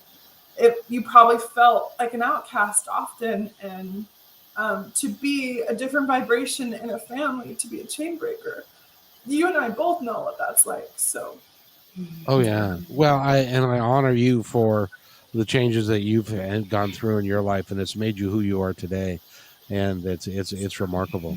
I got to tell you guys, this has been a very special episode for me. And you guys are nothing short. And Dana, thank you. I thank you from the bottom of my heart. Thank you, Kevin. I feel so honored to be connected to women like Sky and Jenn and Candace. Just the mirrors they are for me in this life is just, it's incredible. And to, even in this moment, as I watch them in their gifts, there's this part of me that's like, I'm friends with these ladies. Like, I feel so special and honored. Like, this is who I associate with. I am so lucky. I'm so blessed. And I just want to offer gratitude to you, Sky and Jenn and Candace and Kevin. Thank you for the journeys you walked. Thank you for the human experience the fire that you've walked through to get here. Because this moment is so beautiful because of the humanness, because of the fire, because of the heart, the depth that you all have gone to, purposely so, which we all know that takes some serious work to look at those shadows and to do that work. It's not an easy feat at all to get to the depths that we have. And so I it's like the namaste. I just love you guys. Thank you. Thank you. And I wanted to Dana, love you. Yeah, I wanted to thank you, Dana, for your support and your love and just who you are as an individual. And also Kevin too, thank you. As we talked about the witch wound and also healing, that is, I feel like a big part of who you are is here to help others embrace that and bring light to it and heal it, even without being aware of it. You brought all of us on here, and this has been healing for all of us as well, of standing in that power, of sharing, of trusting. And it wouldn't be possible if you weren't stand to allow that for all the people you invite on to step into that witch wound even more as well. So thank you both of you. Reno, I wanted to say thank you too. Go ahead, Candace. Oh, I was just going to say, Kevin, that what I find so interesting is that along with this witch wound that I feel like is being collected, healed right now, is the ancestral healing, because of the epigenetics and the coding that is passed down from generation to generation. And they kind of walk hand in hand, this witch wound and ancestral healing work. And a lot of times we talk about the shadow aspect of our ancestors, the things that we're healing, the things that we are shifting and moving forward. And one of the things that I love that Jen mentioned, or Dana mentioned actually, was how she feels so connected because her love and her passion for spirit, she feels was passed to you. And the way that you express it is different. And this was a gift. This is an ancestral gift that was given to you. And a lot of times when we talk about ancestral healing, we focus so much on the shadow, that part that we're trying to heal, the trauma, the stories, and things like that. But part of ancestral healing, and just as much a part about ancestral healing, is recognizing the gifts that your family and your ancestors gave you, the things that were passed down from generation to generation, so that way you can expand this and take it to the next level. And so as we heal this witch wound, because we're going through this mass thing, and then we also, what's really being called to so many people is this ancestral work, the things that are being called to be healed here. The whole purpose of it is not for us to just constantly do shadow work, to constantly be in the fire and to just always be working to clear this and clear that. I mean, that could be forever, right? The other side of the coin is that it's a huge opportunity for us to embrace our gifts and to take that to the next level and to share that with the world. So, this is one of those moments I just want to say thank you to your mother for passing on this beautiful gift to you, so that way we can all enjoy it and we can all be able to express our gifts on your platform. You just continue to pass the gifts forward. So thank you so much. Well, it's interesting. I told you that in 2003 I quit my job to go do radio, and it started off with a show called Spirit Talk, but then that appeared to be too Christian, so we changed it to Positive Talk Radio. I had a gal who's still a best friend of mine today, who's a psychic medium. Her name is Kim Miller. She's really good, really dynamic at what she does, and tons and tons of other people. And but it cost me $100,000, my marriage, my house. I had to declare bankruptcy. I went through a really interesting time. We call it I call it a bad country music song for a period of time, and then then I was able to right the ship and drive for Metro. But this is my heart. This is what I'm called to do. What I'm called to do is to provide a place, a safe place, where people can come and listen to people like you, who can make a difference in their lives if they choose to accept it. If they don't, that's up to them. But at least we're giving it every opportunity. And that's why I do these for like hours and hours, and I'm so uplifted. I'm feeling better by the time I'm done than when I started. I believe it.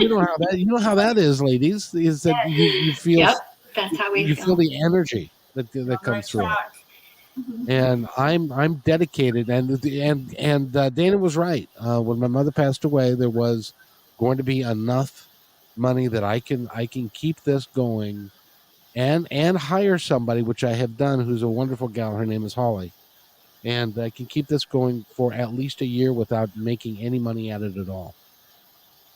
Maybe 2. Oh, awesome! Wow.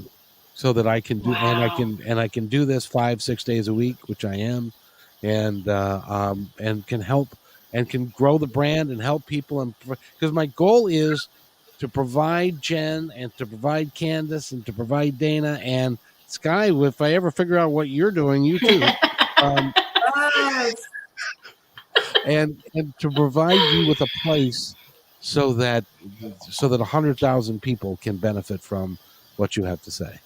Yeah, can we just take a moment, ladies, and just put all of our love and intention and support into Kevin's dream, into, we call on angels, beings in service of light and love from everywhere and anywhere to support him, support his dream, support Positive Talk Radio, to bless this journey, to remove any obstacles that may come up, that this needs to be successful and grow into something that can and will change the world, and to be the dream that he has in his heart. Just fully support and send all of your love and energy to him, to his shows, to the people that come on. May they be blessed to say what they need to say, and to speak truth, and to share their positivity, and to make a difference in the world.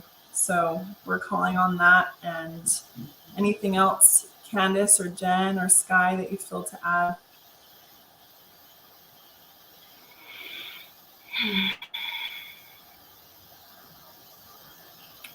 We now surround this whole project with love and light, and the whole world with love and light.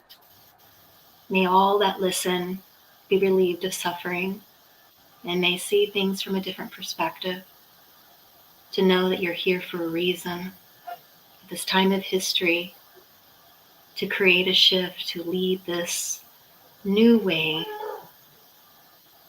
fully awake as a multidimensional being. May all be blessed who listen today. Let me say this in the name of our beloved Om, and so it is. I think just adding in to have ancestors of those who are going to be benefited by Kevin's conversations, that they bring his word to them effortlessly and easily, so that his reach is far greater as we surrender to our ancestors and Great Spirit, that they can provide people, prepare them to be a part of this amazing project as well. I love it. Thank you. Thank you. Amen. And so it is. And so it is. I'm eternally humble.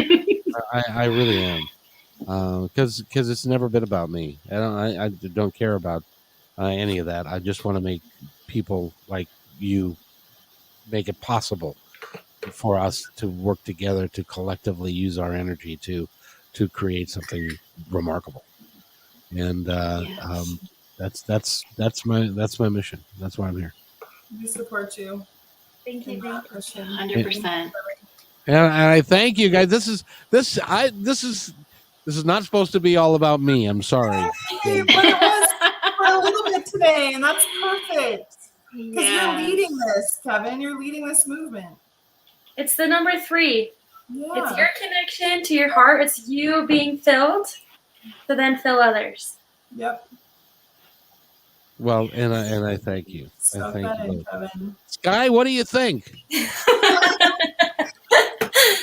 I just feel honored to have somehow gotten on this call. I love it. I love that you're here. Your presence is so amazing. I love it. Well, and what you guys don't know is when she was in the that's kind of the back room, I can see her and she could hear you, but she couldn't see you or interact with you. She was laughing and having a good time just listening. So, and by the way, Amy is still with us.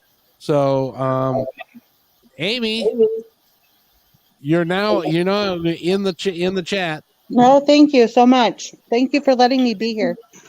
Thank you. No, You're welcome. Amy, I have to say, you're here for a reason. Oh my gosh, I feel that 100%. And so you were destined to be here today so that you can use it for good. Yeah. Thank you. And we dedicate all of that divine light that we just channeled to Kevin's dream, to your dream too, Amy. I just want you to open up and receive it, that you may have all the support that you need, be guided, directed, that the way will be made clear, and that divine guidance will come and those books will come, and you will make a difference in the lives of children. The next generation will be different because of you, Amy. So just remember that. And Sky, you too, in your creations and what you're doing with your beautiful creativity and your handbags and your line and your business, like all of that to you too. Open up, receive it. We love you. So grateful. Oh, thank you so much. And Amy, it says here that your book is going to be published in February of 2022. Yeah. Yeah, you like all those angel numbers, 222. Yes. Look at those numbers. For me, it's 1111. Oh, cool. But in any event, before you're published and you have a timeline, can I book you on the show? Yes. Oh my goodness. I wow. Just say yes. Just one word. Say yes, sister. Oh my goodness. Well, I wouldn't even show my face today because I'm in cleaning mode and I'm in a hat. And so thank you. Yes, I would be so honored. Oh my gosh. Thank you. Wow. So Dana's part of our family now. So Dana will hook up with you and we'll get you scheduled. And by the way, you guys, if there's anybody else that you feel that you would like us to book on this show, especially I want to make Think Energy to be the biggest metaphysical show in the world. And so if there's anybody else that you think would be a good fit, talk to Dana, and we'll book them and stuff, because I'd like to do 3 or 4 or 5 hours of this a week. So just for fun. So Okay. Beautiful. so Thank you, ladies, Thank you, Scott. does anybody all right, we got to go now, but before we go, I'm sure somebody's got to use the restroom by now. But before we go now, I want to go in clockwise order, at least my clockwise, and start with Jenn. I would like each of you to have a closing thought so that you can tell our audience anything you'd like them to know. Jenn? I think that during this holiday season, especially those going through grief of a loved one being gone or having first holidays without somebody as well, I think that it's so important to know that you're not alone and that your ancestors are here, their spirit's here to be with you. And so even if you want to light a candle, set the intention of your ancestors to be with you during this holiday season. Cause upon power so that you can feel them actively engaged in your space, even if they're not physically there. And they want to be a part of this. So please invite them. And as you set that intention, you're co-creating with spirit. So you're opening up the space for them to be with you even more. Candace? Yes. The thought that came to my mind is that whoever is listening, it is time to rise. We hope that this triggers an awakening in you. And I know it feels vulnerable to trust into your gifts of spirit, to move forward on your passion, but it's time and the world needs you. And you are fully supported by your soul tribe. And look at us. We didn't think it was possible, but look what we're doing. And there is no greater joy to be a channel for spirit, to help serve, to help uplift the world. So my message to all that is listening is it's time. Dana?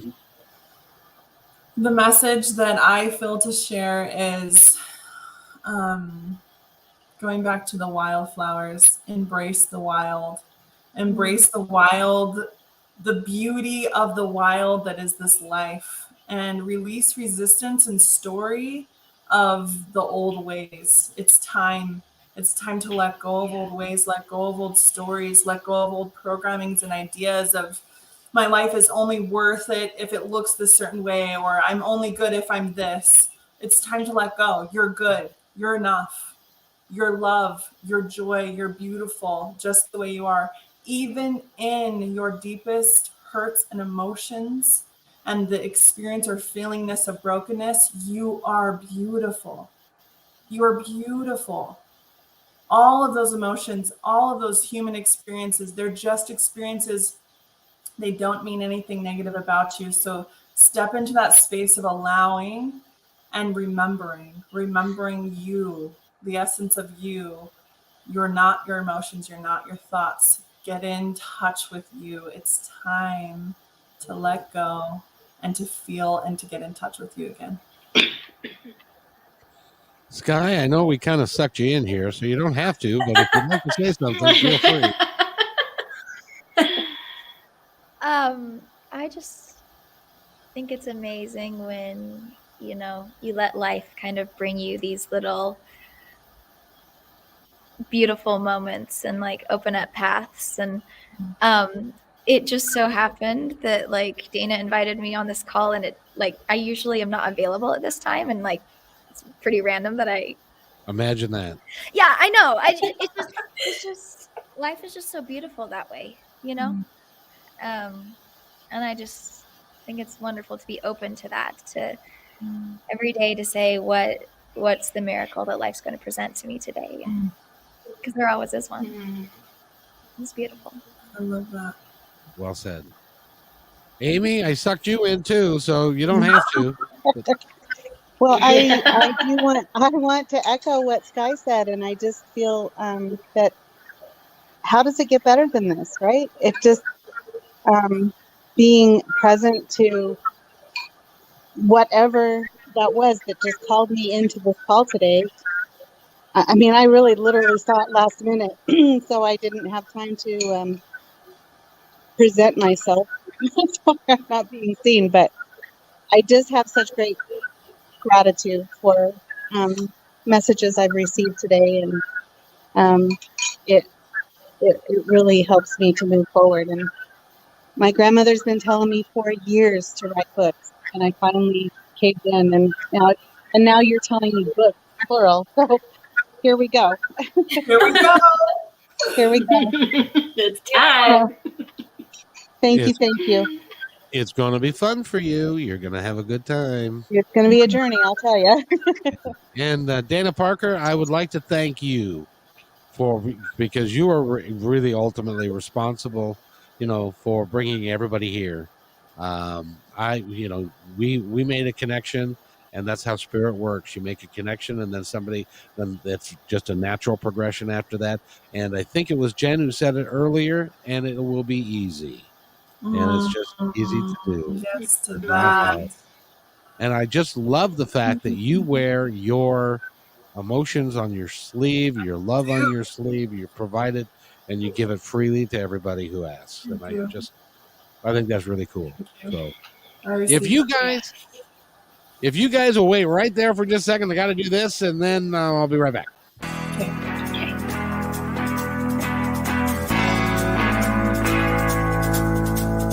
Hey, and thanks for listening to this episode all the way to the end. Hey, pretty cool. Hey, don't forget to follow us so you can receive regular updates and new posts. And remember, take care of each other because each other's all we've got. See you next time on My Independence Report.